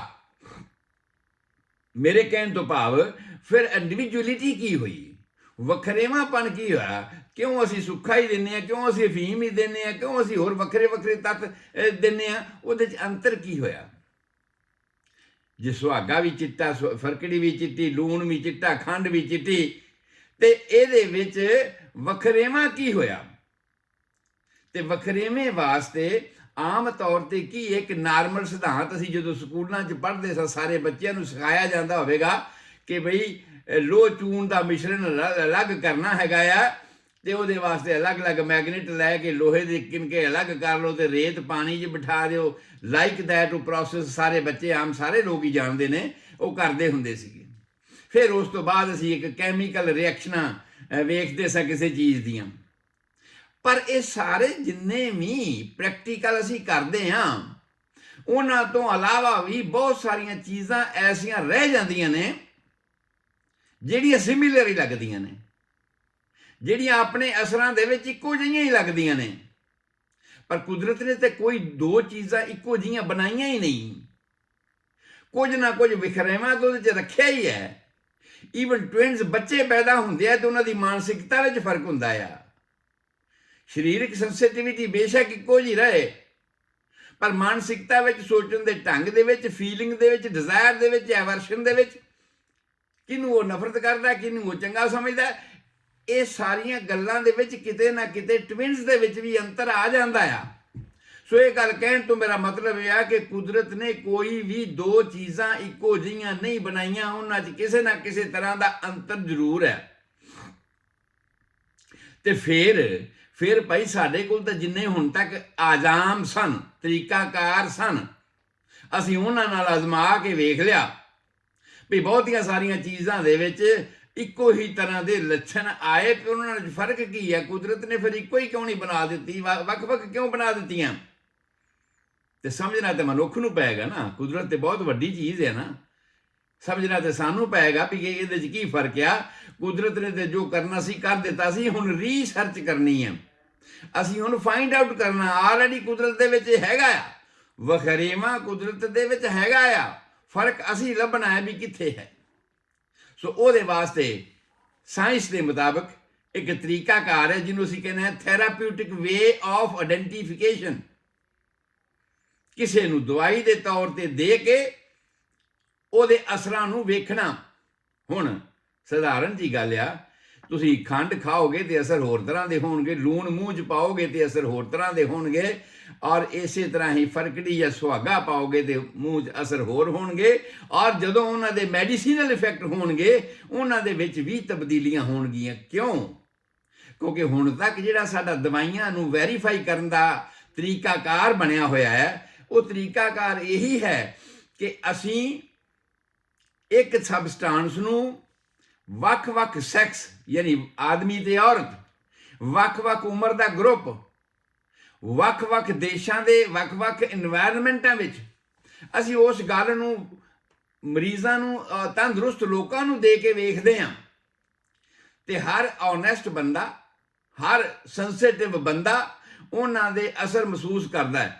ਇਹ ਜਿਹੜਾ ਮਹਿਸੂਸ ਕਰਨ ਵਾਲੀ ਗੱਲ ਹੈ ਨਾ, ਉਹ ਵੀ ਬੜੇ ਤਰੀਕਾਕਾਰ ਦੀ ਗੱਲ ਹੈ ਜਿਹੜੀ ਮੈਂ ਅੱਜ ਇੱਥੇ ਹੁਣੇ ਦੱਸ ਦਿਆ ਤੁਹਾਨੂੰ। ਵੀ ਇੱਕ ਐਲਰਜੀ ਦਾ ਲਫ਼ਜ਼ ਤੁਸੀਂ ਆਮ ਸੁਣਿਆ ਹੈ, ਜਦੋਂ ਹੋਰ ਕੋਈ ਗੱਲ ਨਹੀਂ ਲੱਭਦੀ ਤੇ ਡਾਕਟਰ ਤੁਹਾਨੂੰ ਕਹਿ ਦਿੰਦੇ ਨੇ ਐਲਰਜੀ ਹੋ ਗਈ। ਐਲਰਜੀ ਕੀ ਹੈ? Over sensitivity of your body. ਉਹ ਗੱਲ ਜਿਹੜੀ ਆਮ ਸਰੀਰਾਂ ਨੂੰ ਇਸ ਤਰ੍ਹਾਂ ਕੋਈ ਇਫੈਕਟ ਨਹੀਂ ਕਰਦੀ, ਪਰ ਕਿਸੇ ਖਾਸ ਸਰੀਰ ਦੇ ਵਿੱਚ ਦਿੱਤਿਆਂ ਉਹਦੇ ਬੈਡ ਇਫੈਕਟਸ। ਕਈ ਲੋਕ ਅੰਗੂਰ ਖਾਂਦੇ ਹਨ, ਅੰਗੂਰ ਖਾਂਦੇ ਤੇ ਬੁੱਲ ਬੱਲ ਸੁੱਜ ਜਾਂਦੇ ਆ, ਸੂਜ ਪੈ ਜਾਂਦੀ ਹੈ। ਅਲੱਗ-ਅਲੱਗ ਚੀਜ਼ਾਂ ਤੋਂ, ਅਲੱਗ-ਅਲੱਗ ਫਰੂਟਸ ਤੋਂ ਕਈਆਂ ਨੂੰ ਵੱਖ ਤਰ੍ਹਾਂ ਦੇ ਸਿੰਪਟਮ ਪੈਦਾ ਹੋ ਜਾਂਦੇ ਨੇ। ਭਾਵ ਕੀ ਆ ਕਿ ਐਲਰਜੀ ਇੱਕ ਐਸੀ ਚੀਜ਼ ਆ ਜਿਹੜੀ ਕਿਸੇ ਇੰਡੀਵਿਜੂਅਲ ਮਨੁੱਖ ਦੇ ਵਿੱਚ, ਕਿਸੇ ਇੰਡੀਵਿਜੂਅਲ ਕਿਸੇ ਖਾਸ ਚੀਜ਼ ਨੂੰ ਖਾਣ ਤੋਂ ਬਾਅਦ ਜਾਂ ਛੂਹਣ ਤੋਂ ਬਾਅਦ ਪੈਦਾ ਹੁੰਦੀਆਂ ਨਾਰਮਲ ਨਾਲੋਂ ਵਾਧੂ ਨਿਸ਼ਾਨੀਆਂ ਨੂੰ ਅਸੀਂ ਐਲਰਜੀ ਕਹਿੰਦੇ ਹਾਂ। ਔਰ ਐਲਰਜੀ ਤੋਂ ਉੱਪਰ ਅਗਰ ਹਰੇਕ ਚੀਜ਼ ਦੇ ਨਾਲ ਹੀ ਐਸਾ ਹੋਣਾ ਸ਼ੁਰੂ ਹੋ ਜਾਵੇ, ਔਰ ਬਹੁਤੇ ਸਾਰੇ ਲੋਕਾਂ ਨੂੰ ਹੋਣਾ ਸ਼ੁਰੂ ਹੋ ਜਾਵੇ, ਔਰ ਉਸ ਸਬਸਟੈਂਸ ਦੀ ਤੀਬਰਤਾ ਹੈ। ਭਾਵ ਕੀ ਹੈ ਕਿ ਹਰ ਬੰਦਾ ਉਹਦੇ ਤੋਂ ਓਵਰ ਸੈਂਸਿਟਿਵ ਹੈ। ਐਲਰਜੀ ਤੋਂ ਸਟੇਜ ਅਗਲੀ ਲੰਘ ਗਈ। ਪਹਿਲਾਂ ਹੈਗੀ ਹੈ ਸੈਂਸਿਟਿਵਿਟੀ। ਸੈਂਸਿਟਿਵਿਟੀ ਦਾ ਮਤਲਬ ਹੈ ਸਾਰਿਆਂ ਦੀ ਸੈਂਸਿਟਿਵਿਟੀ ਹੋਣੀ ਚਾਹੀਦੀ ਹੈ। ਦੁੱਖ ਵਿੱਚ ਦੁੱਖ, ਸੁੱਖ ਵਿੱਚ ਸੁੱਖ, ਠੰਡ ਵਿੱਚ ਠੰਡ, ਗਰਮੀ 'ਚ ਗਰਮੀ ਮਹਿਸੂਸ ਕਰਨੀ ਚਾਹੀਦੀ ਹੈ। ਇਹ ਇੱਕ ਨਾਰਮਲ ਮਨੁੱਖ ਦੇ ਸਰੀਰ ਦੀ ਬਣਤਰ ਬਣੀ ਹੋਈ ਇਸ ਤਰ੍ਹਾਂ ਦੀ ਹੈ। ਪਰ ਕੋਈ ਓਵਰ ਸੈਂਸਿਟਿਵ ਹੈਗਾ ਆ, ਐਲਰਜੀ 'ਚ ਹੈਗਾ ਆ, ਇੱਕ ਵੀ ਸਿੰਪਟਮ ਪੈਦਾ ਕਰ ਦਿੰਦਾ ਤੇ ਉਹ ਐਲਰਜੀ 'ਚ ਆ ਗਿਆ, ਫਿਰ ਇਸ ਤੋਂ ਕਿ ਬਿਲਕੁਲ ਨੇੜੇ ਵੀ ਲੰਘ ਜਾਂਦਾ, ਥੋੜਾ ਬਹੁਤ ਵੀ ਹੁੰਦਾ ਤੇ ਉਸ ਨੂੰ ਇਫੈਕਟ ਹੋਣਾ ਸ਼ੁਰੂ ਹੋ ਜਾਂਦਾ ਹੈ, ਉਹ ਓਵਰ ਸੈਂਸਿਟਿਵਿਟੀ ਹੋ ਗਈ। ਪਰ ਕੁਝ ਲੋਕ ਇਸ ਤੋਂ ਵੀ ਜ਼ਿਆਦਾ ਓਵਰ ਸੈਂਸਿਟਿਵ ਹੁੰਦੇ ਨੇ, ਜਿਨ੍ਹਾਂ ਨੂੰ ਅਸੀਂ ਕਹਿੰਦੇ ਹਾਂ ਇਡੀਓਸਿੰਕ੍ਰੇਟਿਕ। ਇਡੀਓਸਿੰਕ੍ਰੇਟਿਕ ਉਹ ਲੋਕ ਹੁੰਦੇ ਆ ਕਿ ਫੁੱਲਾਂ 'ਚੋਂ ਨੇੜਿਓਂ ਲੰਘ ਗਿਆ, ਫੁੱਲਾਂ ਦੇ ਨੇੜਿਓਂ ਲੰਘ ਗਿਆ ਤੇ ਬੇਹੋਸ਼ ਹੋ ਗਿਆ। ਕਹਿੰਦੇ ਨੇ ਇੱਕ ਬਾਜ਼ਾਰ ਵਿੱਚ ਅਤਰ ਬਣਦਾ ਸੀ ਤੇ ਅਤਰ ਜਿੱਥੇ ਬਣਦਾ ਸੀਗਾ ਉੱਥੇ ਲੋਕ ਸਾਰੇ ਆਮ ਲੰਘੀ ਜਾਂਦੇ ਸੀ, ਤੁਰੀ ਜਾਂਦੇ ਸੀ। ਵੀ ਕੋਈ ਖਾਸ ਬੰਦਾ ਜਿਹੜਾ ਕਿ ਆਮ ਤੌਰ ਤੇ ਟ੍ਰੇਨ ਦੇ ਵਿੱਚ ਟੱਟੀਆਂ ਸਾਫ਼ ਕਰਨ ਦਾ ਕੰਮ ਕਰਦਾ ਸੀ, ਉਹਦੇ ਦਿਮਾਗ ਨੂੰ ਉਹੀ ਸਮੈਲ ਚੜੀ ਹੋਈ ਸੀ, ਉਹੀ ਉਹਦਾ ਇਨਵਾਇਰਨਮੈਂਟ ਬਣਿਆ ਹੋਇਆ ਸੀਗਾ, ਤੇ ਉਹ ਉਸ ਅਤਰ ਵਾਲੇ ਬਾਜ਼ਾਰ ਦੇ ਵਿੱਚੋਂ ਲੰਘ ਗਿਆ ਤੇ ਘਰੇ ਜਾਂਦਾ ਜਾਂਦਾ ਬੇਹੋਸ਼ ਹੋ ਗਿਆ। ਹਾਹਾਕਾਰ ਹੋਣ ਲੱਗੀ। ਕੋਈ ਇੱਕ ਬਹੁਤ ਜਿਹੜਾ ਹਕੀਮ ਟਾਈਪ ਦਾ ਬੰਦਾ ਸੀ, ਜਿਹੜਾ ਇਹਨਾਂ ਗੱਲਾਂ ਨੂੰ ਬੜਾ ਨੇੜਿਓਂ ਗੌਰ ਨਾਲ ਵਾਚਦਾ ਸੀਗਾ, ਉਹ ਵੀ ਉਸੇ ਰਸਤੇ ਤੁਰਿਆ ਜਾ ਰਿਹਾ ਸੀ। ਉਹ ਕਹਿੰਦਾ ਯਾਰ ਬੰਦਾ ਤਾਂ ਲੋਕੀ ਗੱਲਾਂ ਕਰਦੇ ਪਏ ਆ ਭਈ ਇਹ ਬੰਦਾ ਹੁਣੇ ਠੀਕ ਠਾਕ ਸੀ, ਹੁਣੇ ਅਜੇ ਕੰਮ ਕਰਕੇ ਆਇਆ ਹੈ, ਆਉਂਦਾ ਹੀ ਮੰਜੇ ਤੇ ਪੈ ਗਿਆ, ਬੇਹੋਸ਼ ਹੋ ਗਿਆ ਆ। ਉਹ ਵੀ ਉਸ ਘਰ ਦੇ ਵਿੱਚ ਵੜ ਗਿਆ। ਕਹਿੰਦਾ ਵੀ ਕੀ ਗੱਲ ਹੋਈ? ਕਹਿੰਦਾ ਇਹ ਬੰਦੇ ਨੂੰ ਤਾਂ ਮੈਂ ਫਲਾਣੇ ਅਤਰ ਵਾਲੇ ਬਾਜ਼ਾਰ 'ਚੋਂ ਨਿਕਲਦਾ ਵੇਖਿਆ ਸੀਗਾ। ਹਕੀਮੀ ਦਿਮਾਗ ਸੀ, ਸੋਚਦਾ, ਕਹਿੰਦਾ ਉਹ ਇਹ ਤਾਂ ਟ੍ਰੇਨ ਵਾਲੇ ਕੰਮ ਕੀ ਕਰਦਾ? ਕਹਿੰਦਾ ਜੀ ਟ੍ਰੇਨ 'ਚ ਟੱਟੀਆਂ ਸਾਫ਼ ਕਰਦਾ ਹੈਗਾ, ਤੇ ਉਹ ਅਤਰ ਵਾਲੇ ਬਾਜ਼ਾਰ 'ਚੋਂ ਨਿਕਲਿਆ। ਭਾਵ ਇੱਕ ਉਲਟ ਟਾਈਪ ਦਾ ਇਨਵਾਇਰਨਮੈਂਟ ਐਸਾ। ਉਹਨੇ ਉਹਨਾਂ ਨੂੰ ਯੋਗ ਦੱਸਿਆ ਵੀ ਭਾਈ ਉਹੀ ਸਮੈਲ ਦੇ ਸਾਹਮਣੇ ਨੇੜੇ ਲੈ ਕੇ ਆਓ, ਇਹਨੂੰ ਹੋਸ਼ ਆ ਜਾਣੀ ਆ। ਔਰ ਐਸਾ ਹੋਇਆ ਵੀ। ਮੈਂ ਇੱਕ ਐਗਜ਼ਾਮਪਲ ਦੇ ਰਿਹਾ ਤੁਹਾਡੇ ਸਮਝਣ ਵਾਸਤੇ ਕਿ ਐਸਾ ਹੁੰਦਾ ਆ। ਕੁਝ ਲੋਕਾਂ ਦਾ ਇਨਵਾਇਰਨਮੈਂਟ ਇੰਨਾ ਜ਼ਿਆਦਾ ਡਿਫਰ ਕਰਦਾ, ਇੰਨਾ ਜ਼ਿਆਦਾ ਵੱਖਰਾ ਹੁੰਦਾ ਹੈ ਕਿ ਨਵੇਂ ਇਨਵਾਇਰਨਮੈਂਟ ਤੋਂ ਉਹ ਓਵਰ ਸੈਂਸਿਟਿਵ ਹੁੰਦੇ ਨੇ। ਔਰ ਓਵਰ ਸੈਂਸਿਟਿਵ ਇੰਨੇ ਹੁੰਦੇ ਨੇ ਕਿ ਅਸੀਂ ਉਹਨੂੰ ਇਡੀਓਸਿੰਕ੍ਰੇਸੀ ਦੇ ਗੇੜੇ ਵਿੱਚ ਰੱਖਦੇ ਹਾਂ। ਉਹਨੂੰ ਅਸੀਂ ਕਹਿੰਦੇ ਇਡੀਓਸਿੰਕ੍ਰੇਟਿਕ, ਕਿ ਲੱਗਾ ਕੁਛ ਨਹੀਂ, ਕੋਈ ਟੀਕਾ ਨਹੀਂ ਲਾਇਆ, ਕੋਈ ਦਵਾਈ ਨਹੀਂ ਦਿੱਤੀ, ਕੋਈ ਗੋਲੀ ਨਹੀਂ ਲਈ, ਸਿਰਫ ਨੇੜਿਓਂ ਲੰਘ ਗਿਆ ਹੈ। ਔਰ ਉਹਦੇ ਨਾਲ ਉਹ ਇੰਨਾ ਹਾਲਾਤ ਉਹਦਾ ਵਿਗੜ ਗਿਆ ਕਿ ਉਹ ਬੇਹੋਸ਼ ਹੋ ਗਿਆ। ਸੋ ਮੇਰੇ ਕਹਿਣ ਤੋਂ ਭਾਵ ਇਹ ਆ ਕਿ ਜਦੋਂ ਅਸੀਂ ਦਵਾਈਆਂ ਸਿਲੈਕਟ ਕਰਦੇ ਹਾਂ, ਕਿਸੇ ਡਰੱਗ ਨੂੰ ਡਰੱਗ ਸਬਸਟੈਂਸ ਬਣਾਉਣ ਵਾਸਤੇ ਦਵਾਈਆਂ ਸਿਲੈਕਟ ਕਰਦੇ ਹਾਂ, ਤੇ ਅਸੀਂ ਇਸ ਤਰ੍ਹਾਂ ਦੇ ਓਵਰ ਸੈਂਸਿਟਿਵ ਇਮਾਨਦਾਰ ਬੰਦਿਆਂ ਦੀ ਭਾਲ ਕਰਦੇ ਹਾਂ ਜਿਹੜੇ ਇਹ ਕਹਿੰਦੇ ਹੋਣ ਕਿ ਬਈ ਇਹ ਇਸ ਤਰ੍ਹਾਂ ਮਾੜੀ ਮੋਟ ਗੱਲ ਵੀ ਹੋਵੇ ਤੇ ਬਿਮਾਰ ਹੁੰਦਾ ਹੀ ਹੁੰਦਾ। ਗਲੀ 'ਚੋਂ ਲੰਘੀ ਜਾਂਦੀ ਹੋਵੇ ਬਿਮਾਰੀ ਤੇ ਇਹਨੂੰ ਛੂਹ ਜਾਂਦੀ ਹੈ, ਇਹਨੂੰ ਫੜ ਲੈਂਦੀ ਹੈ। ਇਹ ਬਾਜ਼ਾਰ 'ਚ ਜਾਵੇ ਤੇ 50 ਬਿਮਾਰੀਆਂ ਲੈ ਕੇ ਘਰੇ ਵੜਦਾ ਹੈ। ਜਦੋਂ ਭਾਵ ਕੀ ਹੈ ਕਿ ਕਿਸੇ ਦੀ ਸੈਂਸਿਟਿਵਿਟੀ ਬਾਡੀ ਦੀ ਇੰਨੀ ਜ਼ਿਆਦਾ ਹੋਵੇ ਤੇ ਅਸੀਂ ਉਹਨਾਂ ਨੂੰ ਕਹਿੰਦੇ ਹਾਂ ਗੁੱਡ ਪ੍ਰੂਵਰ, ਕਿ ਮੈਡੀਸਿਨ ਬਹੁਤ ਵਧੀਆ ਪ੍ਰੂਵ ਕਰੇਗਾ। ਕਿ ਭਾਵ ਜਿਹੜੇ ਸਿੰਪਟਮ ਆਮ ਲੋਕਾਂ ਨੇ ਨਹੀਂ ਦੱਸਣੇ ਉਹ ਵੀ ਇਹ ਦੱਸੇਗਾ। ਇਹਦੀ ਮਾਨਸਿਕਤਾ ਵਿੱਚ ਕੀ ਹੁੰਦਾ ਹੈ, ਇਹਦੇ ਸਰੀਰ 'ਚ ਕੀ ਇਫੈਕਟ ਹੁੰਦਾ ਹੈ। ਕਹਿਣ ਤੋਂ ਭਾਵ ਹੈ ਵੀ ਕਿਸੇ ਵੀ ਡਰੱਗ ਸਬਸਟੈਂਸ ਨੂੰ ਪ੍ਰੂਵ ਕਰਨ ਵਾਸਤੇ ਇਸ ਤਰ੍ਹਾਂ ਦੇ ਬੰਦਿਆਂ ਦੀ ਅਲੱਗ-ਅਲੱਗ ਉਮਰ ਦੇ ਗਰੁੱਪ ਦੇ ਵਿੱਚੋਂ, ਅਲੱਗ-ਅਲੱਗ ਸੈਕਸ ਦੇ ਵਿੱਚੋਂ, ਅਲੱਗ-ਅਲੱਗ ਦੇਸ਼ਾਂ ਦੇ এনवायरमेंट ਦੇ ਵਿੱਚੋਂ ਭਾਲ ਕੀਤੀ ਜਾਂਦੀ ਹੈ ਤੇ ਉਹਨਾਂ ਦੇ ਉੱਪਰ ਸਿਲੈਕਟ ਕੀਤਾ ਜਾਂਦਾ, ਉਹਨਾਂ ਨੂੰ ਦਵਾਈ ਦੇ ਕੇ ਦੇਖੀ ਜਾਂਦੀ ਹੈ। ਔਰ ਉਹਨਾਂ ਦੇ ਵਿੱਚ ਕੁਝ ਇੱਕ ਐਸੇ ਸਿੰਪਟਮ, ਆਸਟ੍ਰੇਲੀਆ ਹੋਵੇ ਜਾਂ ਨਿਊਜ਼ੀਲੈਂਡ ਹੋਵੇ ਜਾਂ ਯੂਰਪ ਦਾ ਕੋਈ ਕੰਟਰੀ ਹੋਵੇ ਜਾਂ ਅਮਰੀਕਾ ਕੈਨੇਡਾ ਹੋਵੇ, ਜੇ ਅਲੱਗ-ਅਲੱਗ ਥਾਵਾਂ ਦੇ এনवायरमेंट ਦੇ ਵਿੱਚ ਬੰਦਿਆਂ ਨੂੰ ਦਿੱਤੀ ਗਈ ਇੱਕੋ ਹੀ ਚੀਜ਼ ਇੱਕੋ ਹੀ ਡੋਜ਼ ਦੇ ਵਿੱਚ ਅਗਰ ਕੁਝ ਗੱਲਾਂ ਕਾਮਨ ਸਾਬਤ ਕਰਦੀ ਹੈ, ਕੁਝ ਗੱਲਾਂ ਸਾਰਿਆਂ ਵਿੱਚ ਹੀ ਪੈਦਾ ਹੁੰਦੀਆਂ ਨੇ, ਤੇ ਜਦੋਂ ਇਹ ਸਾਰਿਆਂ ਦੇ ਵਿੱਚ ਪੈਦਾ ਹੁੰਦੀਆਂ ਨੇ ਇਹਦਾ ਮਤਲਬ ਕੀ ਹੈ ਕਿ ਉਹਦੇ ਕੀ ਨੋਟਸ ਨੇ। ਇਹ ਉਸ ਚੀਜ਼ ਦੀ ਆਇਡੈਂਟੀਫਿਕੇਸ਼ਨ ਹੈ। ਜੋ ਵੀ ਕੁਝ ਇਸ ਦੇ ਗੁਣ ਕੁਦਰਤ ਨੇ ਇਹਨੂੰ ਦੇ ਕੇ ਭੇਜੇ ਨੇ, ਇਹ ਉਸ ਦੀ ਵੈਰੀਫਿਕੇਸ਼ਨ ਹੈ, ਪ੍ਰੂਫ ਹੈ ਕਿ ਇਹ ਆ ਗੁਣ ਪੱਕੇ ਇਹਦੇ ਕੋਲ ਹੈਗੇ ਆ। ਤੇ ਫਿਰ ਅਸੀਂ ਉਹਨਾਂ ਨੂੰ ਉਹਨਾਂ ਗੁਣਾਂ ਦੇ ਮੁਤਾਬਕ ਇਸਤੇਮਾਲ ਕਰਦੇ ਹਾਂ। ਉਹਨਾਂ ਗੁਣਾਂ ਦੇ ਮੁਤਾਬਕ ਅਸੀਂ ਉਸ ਨੂੰ, ਚਾਹੇ ਪੈਥੀ ਕੋਈ ਵੀ ਹੋਵੇ, ਚਾਹੇ ਆਯੁਰਵੈਦਿਕ ਹੋਵੇ, ਚਾਹੇ ਐਲੋਪੈਥਿਕ ਹੋਵੇ, ਤੇ ਚਾਹੇ ਹੋਮਿਓਪੈਥਿਕ ਹੋਵੇ ਜਾਂ ਆਈਸੋਪੈਥਿਕ ਹੋਵੇ। ਆਈਸੋਪੈਥਿਕ ਬਾਰੇ ਤੁਸੀਂ ਬਹੁਤਾ ਘੱਟ ਨਾ ਸੁਣਿਆ ਹੋਣਾ। ਲੂਇਸ ਪਾਸਚਰ ਨੇ ਜਦੋਂ ਹੈਜ਼ੇ ਦਾ ਹਲਕੇ ਦਾ ਇਲਾਜ ਕੱਢਿਆ ਨਾ, ਤੇ ਉਹਨੇ ਇਸੇ ਬੇਸ ਤੇ ਹੀ ਕੱਢਿਆ ਸੀ। ਆਈਸੋ ਦਾ ਮਤਲਬ ਹੁੰਦਾ ਸੇਮ, ਉਹੀ ਕਿ ਜਿਸ ਚੀਜ਼ ਨੇ ਕਿਸੇ ਨੇ ਤੁਹਾਨੂੰ ਬਿਮਾਰ ਕੀਤਾ ਹੈ ਉਹੀ ਚੀਜ਼ ਤੁਸੀਂ ਦੇਣੀ ਮਰੀਜ਼ ਨੂੰ ਔਰ ਉਹਦੇ ਨਾਲ ਠੀਕ ਕਰਨਾ। ਬਹੁਤ ਸਾਰੇ ਪੁਰਾਣੇ ਹਕੀਮ ਵੈਦ ਮੈਂ ਦੇਖੇ ਹੈ ਕਿ ਅਗਰ ਕਿਸੇ ਨੂੰ ਪੁਰਾਣੀ ਸਕਿਨ ਦੀ ਪ੍ਰੋਬਲਮ ਹੁੰਦੀ ਸੀ ਤੇ ਠੀਕ ਨਹੀਂ ਸੀ ਹੁੰਦੀ, ਤੇ ਕੀ ਕਰਦੇ ਸੀ, ਉਹਦੀ ਹੀ ਨਾੜੀ ਦੇ ਵਿੱਚੋਂ ਖੂਨ ਕੱਢ ਕੇ ਉਹਦੇ ਹੀ ਸਰੀਰ ਦੇ ਵਿੱਚ ਮਸਲ 'ਚ ਟੀਕਾ ਲਾਉਂਦੇ ਸੀ।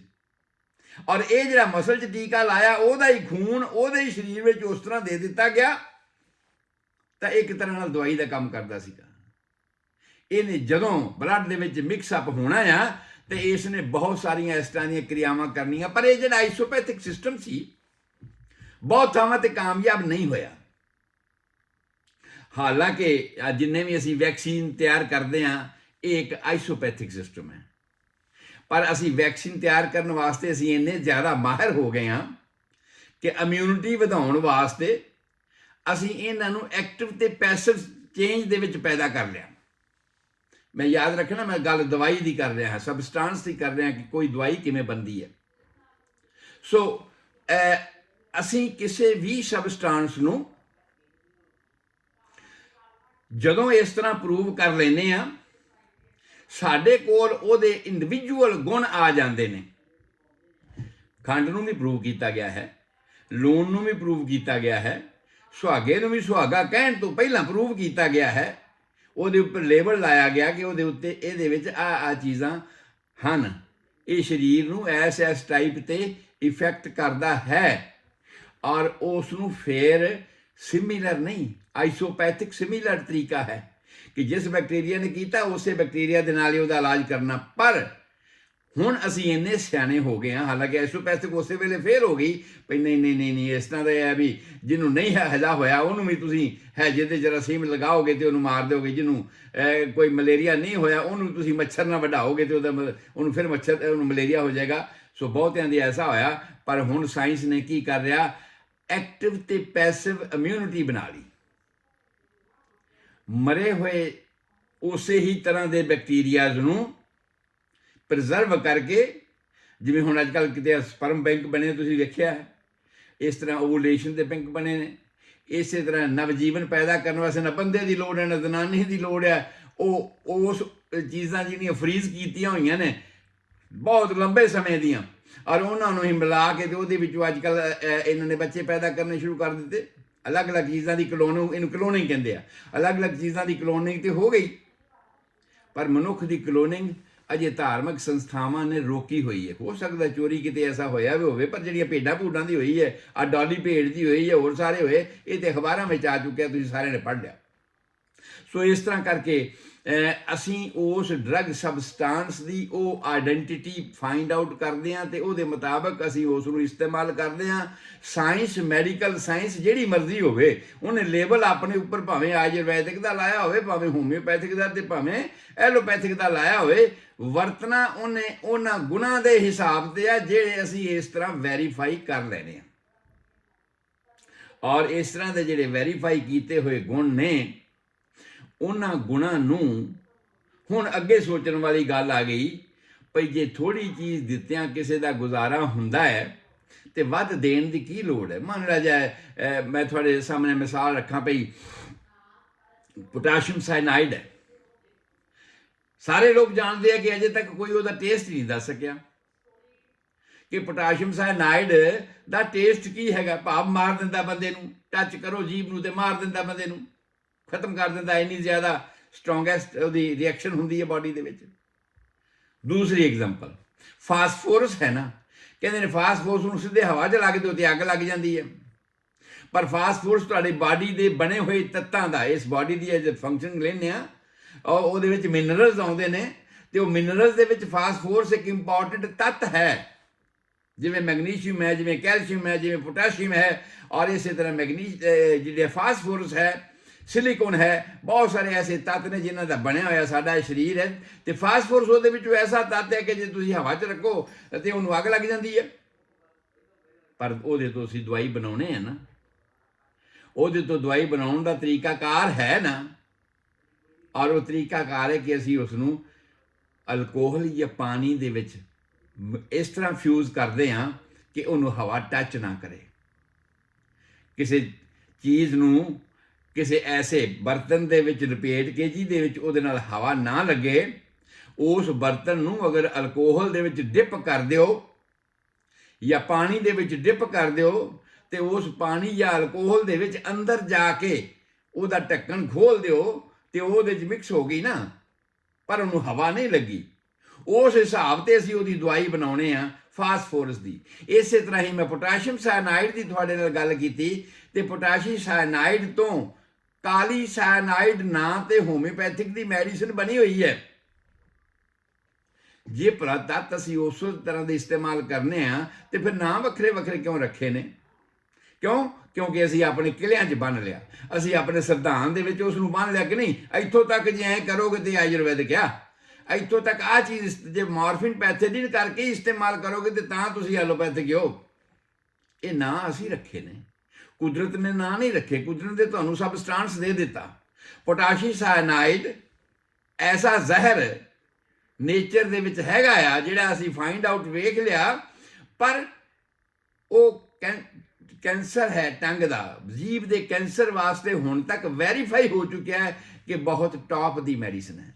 ਹੋਮਿਓਪੈਥਿਕ ਡਾਕਟਰ ਜਿੰਨੇ ਵੀ ਜੇ ਕੋਈ ਸੁਣ ਰਹੇ ਹੋਣ ਤਾਂ ਮੇਰੇ ਸਟੂਡੈਂਟ ਬਹੁਤ ਸਾਰੇ ਆਲ ਓਵਰ ਅਮਰੀਕਾ, ਕੈਨੇਡਾ 'ਚ ਬੈਠੇ ਨੇ, ਬਹੁਤ ਸਾਰੇ ਹੋਰ ਦੇਸ਼ਾਂ 'ਚ, ਕਿਉਂਕਿ 26 ਸਾਲ ਮੈਡੀਕਲ ਕਾਲਜ 'ਚ ਪੜ੍ਹਾਉਣਾ ਬਹੁਤ ਲੰਬਾ ਸਮਾਂ ਹੁੰਦਾ ਤੇ ਪਤਾ ਨਹੀਂ ਕਿੰਨੇ ਬੈਚ ਨਿਕਲ ਗਏ। ਔਰ ਉਹਨਾਂ ਬੈਚਾਂ ਦੇ ਲੋਕ ਸਾਰੇ ਇੰਡੀਆ 'ਚ ਨਹੀਂ ਬੈਠੇ ਹੋਏ, ਬਹੁਤ ਸਾਰੇ ਬਾਹਰਲੇ ਦੇਸ਼ਾਂ ਵਿੱਚ ਵੀ ਬੈਠੇ ਹੋਏ ਨੇ। ਔਰ ਇਹ ਸਾਰੇ ਦੇ ਸਾਰੇ ਲੋਕ ਜਾਣਦੇ ਨੇ ਕਿ ਜਿਹੜੀਆਂ ਚੀਜ਼ਾਂ ਅਸੀਂ ਆਮ ਤੌਰ ਤੇ ਸਰੀਰ ਨੂੰ ਨਹੀਂ ਦੇ ਸਕਦੇ, ਜਿੰਨੇ ਵੀ ਟੈਸਟ ਹੁੰਦੇ ਨੇ ਮੈਡੀਸਨ ਦੇ, ਕਿ ਆਪਣਾ ਅੱਜ ਚੈਪਟਰ ਹੀ ਮੈਡੀਸਨ ਦਾ ਹੈਗਾ ਕਿ ਜਿੰਨੇ ਵੀ ਇਹ ਟੈਸਟ ਹੁੰਦੇ ਨੇ ਮੈਡੀਸਨ ਦੇ, ਇਹ ਸਾਰੇ ਲੋਅਰ ਐਨੀਮਲ ਤੇ ਹੁੰਦੇ ਆ। ਮਰ ਗਿਆ ਤੇ ਕੋਈ ਗੱਲ ਨਹੀਂ, ਫਿਰ ਕੀ ਹੈ, ਜਾਨਵਰ ਹੀ ਹੈ, ਗਿਨੀ ਪਿਗਸ ਹੀ ਆ, ਹਾਂਜੀ, ਛੋਟੇ ਛੋਟੇ ਜੀਵਾਂ ਤੇ ਮਾਊਸਿਸ ਤੇ ਇਹਨਾਂ ਦੇ ਐਕਸਪੈਰੀਮੈਂਟ ਹੁੰਦੇ ਨੇ। ਪਰ ਫਰਕ ਕੀ ਰਹਿ ਜਾਂਦਾ ਆ? ਫਰਕ ਇਹ ਰਹਿ ਜਾਂਦਾ ਆ ਕਿ ਉਹ ਆਪਣੀ ਮਾਨਸਿਕਤਾ ਨਹੀਂ ਦੱਸ ਸਕਦੇ। ਜਦੋਂ ਮਨੁੱਖ ਤੇ ਕੋਈ ਚੀਜ਼ ਪ੍ਰੂਵ ਹੁੰਦੀ ਹੈ ਤੇ ਉਹ ਆਪਣੀ ਮਾਨਸਿਕਤਾ ਦੱਸਦੇ ਆ ਕਿ ਮੈਨੂੰ ਇਸ ਤਰ੍ਹਾਂ ਫੀਲਿੰਗ ਹੁੰਦੀ ਹੈ, ਮੈਨੂੰ ਇਸ ਤਰ੍ਹਾਂ ਮਹਿਸੂਸ ਹੋਇਆ। ਉਹ ਜੋ ਫੀਲਿੰਗ ਹੈ ਕਿਉਂਕਿ ਅਸੀਂ ਤਾਂ ਸਰੀਰ ਨੂੰ ਆਪਣੇ ਆਪ ਇੰਡੀਵਿਜੂਅਲ ਚੱਲਣ ਯੋਗ ਸਮਝਦੇ ਹੀ ਨਹੀਂ। ਇਹ ਸਰੀਰ ਆਪਣੇ ਆਪ ਤੇ ਚੱਲ ਹੀ ਨਹੀਂ ਸਕਦਾ ਜੇ ਇਹਦੇ ਵਿੱਚ ਲਾਈਫ ਫੋਰਸ ਨਹੀਂ ਹੈਗੀ। ਔਰ ਲਾਈਫ ਫੋਰਸ ਆਉਂਦੀ ਕਿੱਥੋਂ ਹੈ? ਬ੍ਰੇਨ ਚੋਂ। ਬ੍ਰੇਨ ਵਿਜ਼ੀਬਲ ਹੈਗਾ, ਪਰ ਬ੍ਰੇਨ ਤੋਂ ਇਲਾਵਾ ਬ੍ਰੇਨ ਕਿੱਥੋਂ ਮੈਸੇਜ ਲੈਂਦਾ? ਮਾਈਂਡ ਤੋਂ ਲੈਂਦਾ ਹੈਗਾ। ਅੱਗੇ ਵੀ ਮਾਈਂਡ ਦੇ ਇੰਜ਼ਾਮ ਹੈਗੇ ਨੇ, ਮਾਈਂਡ ਸਟਫ ਹੈ, ਈਗੋ ਹੈ, ਸੁਪਰ ਈਗੋ ਹੈ, ਲਾਈਕ ਦੈਟ। ਮੈਂ ਉਹਨਾਂ ਗੱਲਾਂ ਵਿੱਚ ਨਹੀਂ ਪੈਣਾ, ਮੈਂ ਕੇਵਲ ਮੈਡੀਸਿਨ ਦੇ ਚੈਪਟਰ ਤੱਕ ਹੀ ਰਹਿ ਜਾਵਾਂ ਕਿ ਉਹ ਫੀਲਿੰਗਸ, ਕਿ ਕੋਈ ਵੀ ਡਰਗ ਸਬਸਟੈਂਸ ਲੈਣ ਤੋਂ ਬਾਅਦ ਮਾਨਸਿਕਤਾ ਕਿਵੇਂ ਚੇਂਜ ਹੋਈ, ਮਾਨਸਿਕਤਾ ਵਿੱਚ ਕੀ ਤਬਦੀਲੀਆਂ ਆਈਆਂ, ਉਹਨਾਂ ਮਾਨਸਿਕ ਆਈਆਂ ਹੋਈਆਂ ਤਬਦੀਲੀਆਂ ਨੂੰ ਅਸੀਂ ਨੋਟ ਕੀਤਾ। ਉਹ ਰੂਟ ਆ, ਉਹ ਬੇਸ ਆ, ਉਹ ਅਸਲ ਗੱਲ ਹੈ ਕਿਸੇ ਵੀ ਤੱਤ ਦੀ, ਕੁਦਰਤ ਦੇ ਵਿੱਚ ਬਣੇ ਹੋਏ ਕਿਸੇ ਵੀ ਸਬਸਟੈਂਸ ਦੀ, ਕਿ ਉਹ ਕਿਸੇ ਸਰੀਰ ਨੂੰ ਕਿਸ ਤਰ੍ਹਾਂ ਇਫੈਕਟ ਕਰਦਾ ਆ। ਸੋ ਉਹ ਫੀਲਿੰਗ ਜਿਹੜੀਆਂ ਸੀ ਉਹ ਲੈਣ ਵਾਸਤੇ, ਕਿਉਂਕਿ ਅਸੀਂ ਸਰੀਰ ਨੂੰ ਬਿਮਾਰ ਨਹੀਂ ਸਮਝਦੇ, ਅਸੀਂ ਸਮਝਦੇ ਹਾਂ ਇੱਕ ਹਾਇਰ ਸੈਂਟਰ ਹੈ ਜਿਹੜਾ ਬਿਮਾਰ ਹੁੰਦਾ ਹੈ। ਉਹ ਆਪਣੇ ਆਪ ਦੀਆਂ ਤਕਲੀਫਾਂ ਕਿਸੇ ਅੰਗ ਰਾਹੀਂ, ਕਿਸੇ ਸਿਸਟਮ ਰਾਹੀਂ ਰਿਪਰੈਜ਼ੈਂਟ ਕਰਦਾ ਹੈ ਕਿ ਮੈਨੂੰ ਐ ਹੁੰਦਾ ਹੈਗਾ। ਜਦੋਂ ਬੰਦਾ ਕੋਈ ਬਿਮਾਰ ਪੈਂਦਾ ਹੈ ਨਾ, ਤੇ ਉਸ ਵੇਲੇ ਜੇ ਉਹਨੂੰ ਕਹਿ ਦਿਓ ਵੀ ਡਾਕਟਰ ਕੋਲੇ ਜਾਓ ਬਈ, ਤੇ ਡਾਕਟਰ ਕਹੇਗਾ ਚੰਗਾ ਜੀ ਆ ਪਰਚੀ ਲੈ ਜਾਓ ਤੇ ਲੈਬ ਵਿੱਚੋਂ ਟੈਸਟ ਕਰਵਾ ਕੇ ਲਿਆਓ, ਔਰ ਲੈਬ ਵਾਲੇ ਨੇ ਟੈਸਟ ਕਰਕੇ ਭੇਜ ਦਿੱਤੇ, ਤੇ ਉਹਨੇ ਆ ਕੇ ਦੱਸਿਆ ਭਾਈ ਤੇਰੇ ਤਾਂ ਟੈਸਟ ਸਾਰੇ ਨਾਰਮਲ ਨੇ, ਤੂੰ ਤੇ ਬਿਮਾਰ ਨਹੀਂ। ਪਰ ਬਿਮਾਰ ਤਾਂ ਕਹਿ ਰਿਹਾ ਵੀ ਮੈਂ ਤਾਂ ਯਾਰ ਮੇਰਾ ਤਾਂ ਸਰੀਰ ਠੀਕ ਨਹੀਂ ਹੈ। ਡਾਕਟਰ ਕਹਿੰਦਾ ਤੂੰ ਬਿਮਾਰ ਨਹੀਂ। ਕਿਉਂ? ਕਿਉਂਕਿ ਅਸੀਂ ਇੱਕ ਮੈਡੀਕਲ ਸਟੈਂਡਰਡ ਆਫ ਹੈਲਥ ਬਣਾਇਆ ਹੋਇਆ ਕਿ ਬਲੱਡ ਪ੍ਰੈਸ਼ਰ 120/80 ਹੋਵੇ ਤਾਂ ਅਸੀਂ ਕਹਿੰਦੇ ਨਾਰਮਲ ਆ। ਕੋਲੈਸਟਰੋਲ 200 ਤੋਂ ਥੱਲੇ ਹੈਗਾ ਆ, ਉਹਦੇ ਅਲੱਗ-ਅਲੱਗ ਜਿਹੜੇ ਹੈ HDL LDL ਵਗੈਰਾ ਅਲੱਗ-ਅਲੱਗ ਉਹਨਾਂ ਦੀ ਜੋ ਰੇਂਜ ਹੈ ਉਹਦੇ ਵਿੱਚ ਆ ਨੇ ਵੀ ਤੂੰ ਤੇ ਨਾਰਮਲ ਆ। ਸ਼ੂਗਰ 80 ਮਿਲੀਗ੍ਰਾਮ ਪਰ 100 ml ਆਫ ਬਲੱਡ ਹੈਗੀ, ਤੂੰ ਤੇ ਬਈ ਨਾਰਮਲ ਆ। ਸਾਹ 14 ਤੋਂ 16 ਵਾਰ ਚੱਲ ਰਹੇ ਨੇ, ਤੂੰ ਤੇ ਬਈ ਨਾਰਮਲ ਆ। ਪਰ ਇੱਕ ਬੰਦਾ ਕਹਿ ਰਿਹਾ ਹੈ ਕਿ ਮੈਂ ਠੀਕ ਨਹੀਂ ਮਹਿਸੂਸ ਕਰ ਰਿਹਾ। ਹੁਣ ਤੁਸੀਂ ਉਹਨੂੰ ਕੀ ਤਵੱਜੋ ਨਹੀਂ ਦੇ ਰਹੇ, ਛੱਡ ਦਿੱਤਾ ਉਸ ਨੂੰ। ਅਲਟੀਮੇਟ ਓੜ ਪੋੜ ਕਰਦਿਆਂ ਅਲਟੀਮੇਟ ਇੱਕ ਸਟੇਜ ਆਈ, ਕਹਿੰਦਾ ਨਹੀਂ ਯਾਰ ਮੈਂ ਤੇ ਕੰਮ ਤੇ ਨਹੀਂ ਜਾ ਸਕਦਾ, ਮੇਰਾ ਸਰੀਰ ਬਹੁਤ ਠੀਕ ਨਹੀਂ ਹੈ। ਔਰ ਚੰਗਾ ਫਿਰ ਡਾਕਟਰ ਕੋਲੇ ਜਾਓ, ਹਾਲਤ ਇਹੀ ਹੈ ਨਾ। ਤੇ ਫਿਰ ਡਾਕਟਰ ਨੇ ਭੇਜਤਾ ਲੈਬ ਦੇ ਵਿੱਚ, ਤੇ ਉਦੋਂ ਦੱਸਿਆ ਉਹ ਤੇਰੇ ਤੇ ਲਿਵਰ 'ਚ ਨੁਕਸ ਪੈ ਗਿਆ, ਤੇਰੇ ਤੇ ਕਿਡਨੀ 'ਚ ਨੁਕਸ ਪੈ ਗਿਆ, ਉਹ ਤੇਰੇ ਤੇ ਫਲਾਣੇ ਥਾਂ ਤੇ ਨੁਕਸ ਹੋ ਗਿਆ। ਦੱਸਿਆ ਕਦੋਂ? ਜਦੋਂ ਉਹ ਫਿਜ਼ੀਕਲ ਗੱਲਾਂ, ਜਦੋਂ ਮਾਨਸਿਕ ਗੱਲਾਂ ਫਿਜ਼ੀਕਲ ਰੂਪ ਵਿੱਚ ਆ ਗਈਆਂ, ਜਦੋਂ ਉਹਦਾ ਫਿਜ਼ੀਕਲ ਰੂਪ ਸਾਡੇ ਸਾਹਮਣੇ ਆ ਗਿਆ, ਜਦੋਂ ਇਸ ਸਰੀਰ ਦੇ ਵਿੱਚ ਤਬਦੀਲੀਆਂ ਆ ਗਈਆਂ। ਜਦੋਂ ਬੰਦਾ ਮਰ ਜਾਂਦਾ ਆ ਓਨਾ ਹੀ ਭਾਰ ਰਹਿੰਦਾ, ਉਹ ਅੱਖਾਂ ਉੱਖਾਂ ਨੱਕ ਮੂੰਹ ਉਲਬੁਲ ਸਾਰਾ ਕੁਝ ਉੱਥੇ ਰਹਿੰਦਾ, ਕੋਈ ਕੰਮ ਨਹੀਂ ਕਰਦਾ। ਕੀ ਚੀਜ਼ ਨਿਕਲ ਗਈ ਵਿੱਚੋਂ? Invisible things, power, life. So ਅਸੀਂ ਕਿਸੇ ਵੀ ਚੀਜ਼ ਦੇ ਡਰਗ ਦੇ ਇਫੈਕਟ ਜਾਣਨ ਲਈ ਸਰੀਰ ਤੇ ਮੁਨਸਰ ਨਹੀਂ ਕਰ ਸਕਦੇ। ਜਿੰਨੀਆਂ ਵੀ ਸਰੀਰ ਤੇ ਟੈਸਟ ਕੀਤੀਆਂ ਹੋਈਆਂ ਚੀਜ਼ਾਂ ਨੇ, ਉਹਨਾਂ ਦੀ ਇੱਕ ਲਿਮਟ ਹੈ। ਉਹਨਾਂ ਦੀ ਇੱਕ ਲਿਮਟ ਹੈ ਕਿ ਮੰਨ ਲਿਆ ਜਾਏ ਕਿਸੇ ਨੇ ਕਹਿ ਦਿੱਤਾ ਤੇਰੇ ਫੇਫੜਿਆਂ ਵਿੱਚ ਜਾਂ ਤੇਰੀ ਹੱਡੀ ਦੇ ਵਿੱਚ ਜਾਂ ਤੇਰੇ ਲਿਵਰ ਦੇ ਵਿੱਚ ਇਹ ਨੁਕਸ ਪੈ ਗਿਆ, ਅਸੀਂ ਉਹਨੂੰ ਕੋਸ਼ਿਸ਼ ਕਰਦੇ ਹਾਂ ਠੀਕ ਕਰਨ ਦੀ, ਨਹੀਂ ਠੀਕ ਹੁੰਦਾ ਤੇ ਅਲਟੀਮੇਟ ਕਹਿੰਦੇ ਸਰਜਰੀ ਕਰਕੇ ਕੱਢ ਦਿਓ। ਜਿੱਥੇ ਉਹ ਗੱਲ ਹੋ ਗਈ ਨਾ ਕਿ ਬੰਦੇ ਕਿਸੇ ਨੇ ਆਖਿਆ ਨੌਕਰ ਨੂੰ ਮੈਂ ਸੁੱਤਾ ਹਾਂ ਤੇ ਜੇ ਵੇਖੀ ਜੇ ਮੱਖੀ ਮੁੱਖੀ ਝੱਲਦਾ ਰਹੀ ਤੇ ਇੱਕ ਮੱਖੀ ਵਾਰ-ਵਾਰ ਉਹਦੇ ਨੱਕ ਤੇ ਆ ਕੇ ਬੈਠ ਕੇ ਤੇ ਉਹ ਜਦੋਂ ਝੱਲੇ ਉਹ ਉੱਡ ਜਾਵੇ, ਫਿਰ ਆ ਜਾਵੇ, ਫਿਰ ਆ ਜਾਵੇ। ਅਲਟੀਮੇਟ ਉਹਨੇ ਤਲਵਾਰ ਮਾਰੀ ਤੇ ਨੱਕ ਵੱਢਦਾ। ਉਹ ਐਗਜ਼ਾਮਪਲ ਤੁਸੀਂ ਆਮ ਸਾਰਿਆਂ ਨੇ ਸੁਣੀ ਹੋਈ ਹੈ। ਤਾਂ ਮਤਲਬ ਕੀ ਹੈ ਕਿ ਸਾਡੀ ਅਗਿਆਨਤਾ, ਸਾਡੀ ਮੈਡੀਕਲ ਸਾਇੰਸ ਦੀ ਅਗਿਆਨਤਾ, ਆਮ ਗੱਲ ਤੁਸੀਂ ਦੇਖੀ ਹੋਣੀ ਹੈ ਕਿ ਬੀਬੀਆਂ ਨੂੰ ਮੈਨੋਪੌਜ਼ ਦੇ ਸਮੇਂ ਜਾਂ ਈਵਨ ਕਈ ਵਾਰ ਬਿਫੋਰ ਮੈਨੋਪੌਜ਼ ਖੂਨ ਆਉਣਾ ਸ਼ੁਰੂ ਹੋ ਜਾਂਦਾ, ਖੂਨ ਬੰਦ ਹੀ ਨਹੀਂ ਹੁੰਦਾ। ਲਗਾਤਾਰ ਮਹੀਨੇ ਦੇ ਮਹੀਨੇ ਚੱਲੀ ਜਾਂਦਾ, ਖੂਨ ਬੰਦ ਹੀ ਨਹੀਂ ਹੁੰਦਾ। ਅੱਜ ਅਸੀਂ ਜਾਣਕਾਰ ਹੈਗੇ ਹਾਂ ਕਿ ਇਹ ਈਸਟਰੋਜਨ ਹਾਰਮੋਨ ਦਾ ਇਫੈਕਟ ਆ। ਅੱਜ ਅਸੀਂ ਜਾਣਕਾਰ ਹੋ ਗਏ ਹਾਂ ਕਿ ਪ੍ਰੋਜੈਸਟਰੋਨ ਤੇ ਈਸਟਰੋਜਨ ਦੀ ਜਿਹੜੀ ਪਰਸੈਂਟੇਜ ਆ ਉਹਦੇ 'ਚ ਫਰਕ ਆ ਗਿਆ। ਅਸੀਂ ਉਹਨੂੰ ਫਰਕ ਨੂੰ ਠੀਕ ਕਰਕੇ ਅਗਰ ਸੈੱਟ ਕਰ ਸਕੀਏ ਤਾਂ ਠੀਕ ਕਰ ਸਕਦੇ ਹਾਂ। ਪਰ ਹੋ ਕੀ ਰਿਹਾ ਹੈ? ਉਹ ਭਾਈ ਇਹ ਨਹੀਂ ਠੀਕ ਹੁੰਦਾ, ਕੁਝ ਹੋਰ ਨਾ ਨੁਕਸ ਪੈ ਜਾਏ, ਬੱਚੇਦਾਨੀ ਹੀ ਕੱਢ ਦਿਓ। ਸੋ ਇਹ ਤਰੀਕਾਕਾਰ ਸਾਡੇ ਆਮ ਤੌਰ ਤੇ ਮੈਡੀਕਲ ਸਾਇੰਸ ਦੇ ਵਿੱਚ ਚੱਲ ਰਹੇ ਨੇ। ਇਸ ਕਰਕੇ ਕਿਉਂਕਿ ਅਸੀਂ ਦਵਾਈਆਂ ਨੂੰ ਕੇਵਲ ਬਾਡੀ ਦੇ ਲੈਵਲ ਤੱਕ ਹੀ ਚੈੱਕ ਕੀਤਾ ਆ।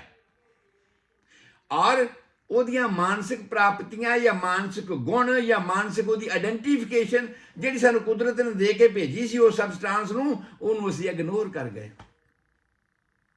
ਔਰ ਜੇ ਅਸੀਂ ਇਗਨੋਰ ਨਾ ਕੀਤਾ ਹੁੰਦਾ ਤੇ ਜਿਸ ਦਿਨ ਪਹਿਲੇ ਦਿਨ ਕੋਈ ਬੰਦਾ ਡਾਕਟਰ ਕੋਲੇ ਜਾਂਦਾ ਤੇ ਉਹ ਕਹਿੰਦਾ ਯਾਰ ਮੇਰਾ ਸਰੀਰ ਠੀਕ ਨਹੀਂ ਹੈ, ਆਖਰ ਤੇ ਉਹ ਕੁਝ ਦੱਸੇਗਾ ਨਾ ਵੀ ਕੀ ਸਰੀਰ ਠੀਕ ਨਹੀਂ ਹੈ, ਉਹਦਾ ਐਕਸਪਲੇਨੇਸ਼ਨ ਤੇ ਉਹ ਆਪਣੀ ਫੀਲਿੰਗ ਦੇ ਨਾਲ ਦੇਗਾ ਨਾ।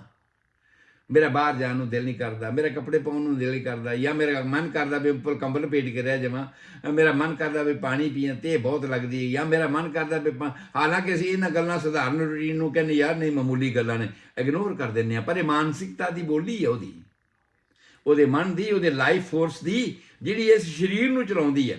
ਇਹਦੀ ਇੱਕ ਹੋਰ ਐਗਜ਼ਾਮਪਲ ਮੈਂ ਦੇ ਦਿਆਂ ਤੁਹਾਨੂੰ ਆਸਾਨੀ ਨਾਲ ਅਸੀਂ ਸਮਝਣ ਵਾਸਤੇ, ਕਿਉਂਕਿ ਅਸੀਂ ਇਹ ਸਮਝਣਾ ਕਿ ਦਵਾਈਆਂ ਦਾ ਲੈਵਲ ਸਿਰਫ ਸਰੀਰ ਤੱਕ ਚੈੱਕ ਕਰਨ ਵਿੱਚ ਅਸੀਂ ਕਾਮਯਾਬ ਹੋ ਗਏ ਹਾਂ, ਪਰ ਇਹ ਅਸਲ ਐਂਡ ਨਹੀਂ ਹੈ। ਕੁਦਰਤ ਦੇ ਬਖਸ਼ੇ ਹੋਏ ਕਿਸੇ ਗੁਣ ਦਾ, ਕਿਸੇ ਡਰਗ ਸਬਸਟੈਂਸ ਦਾ ਇਹ ਐਂਡ ਜਾਣਕਾਰੀ ਨਹੀਂ ਹੈ, ਆਖਰੀ ਜਾਣਕਾਰੀ ਨਹੀਂ ਹੈ।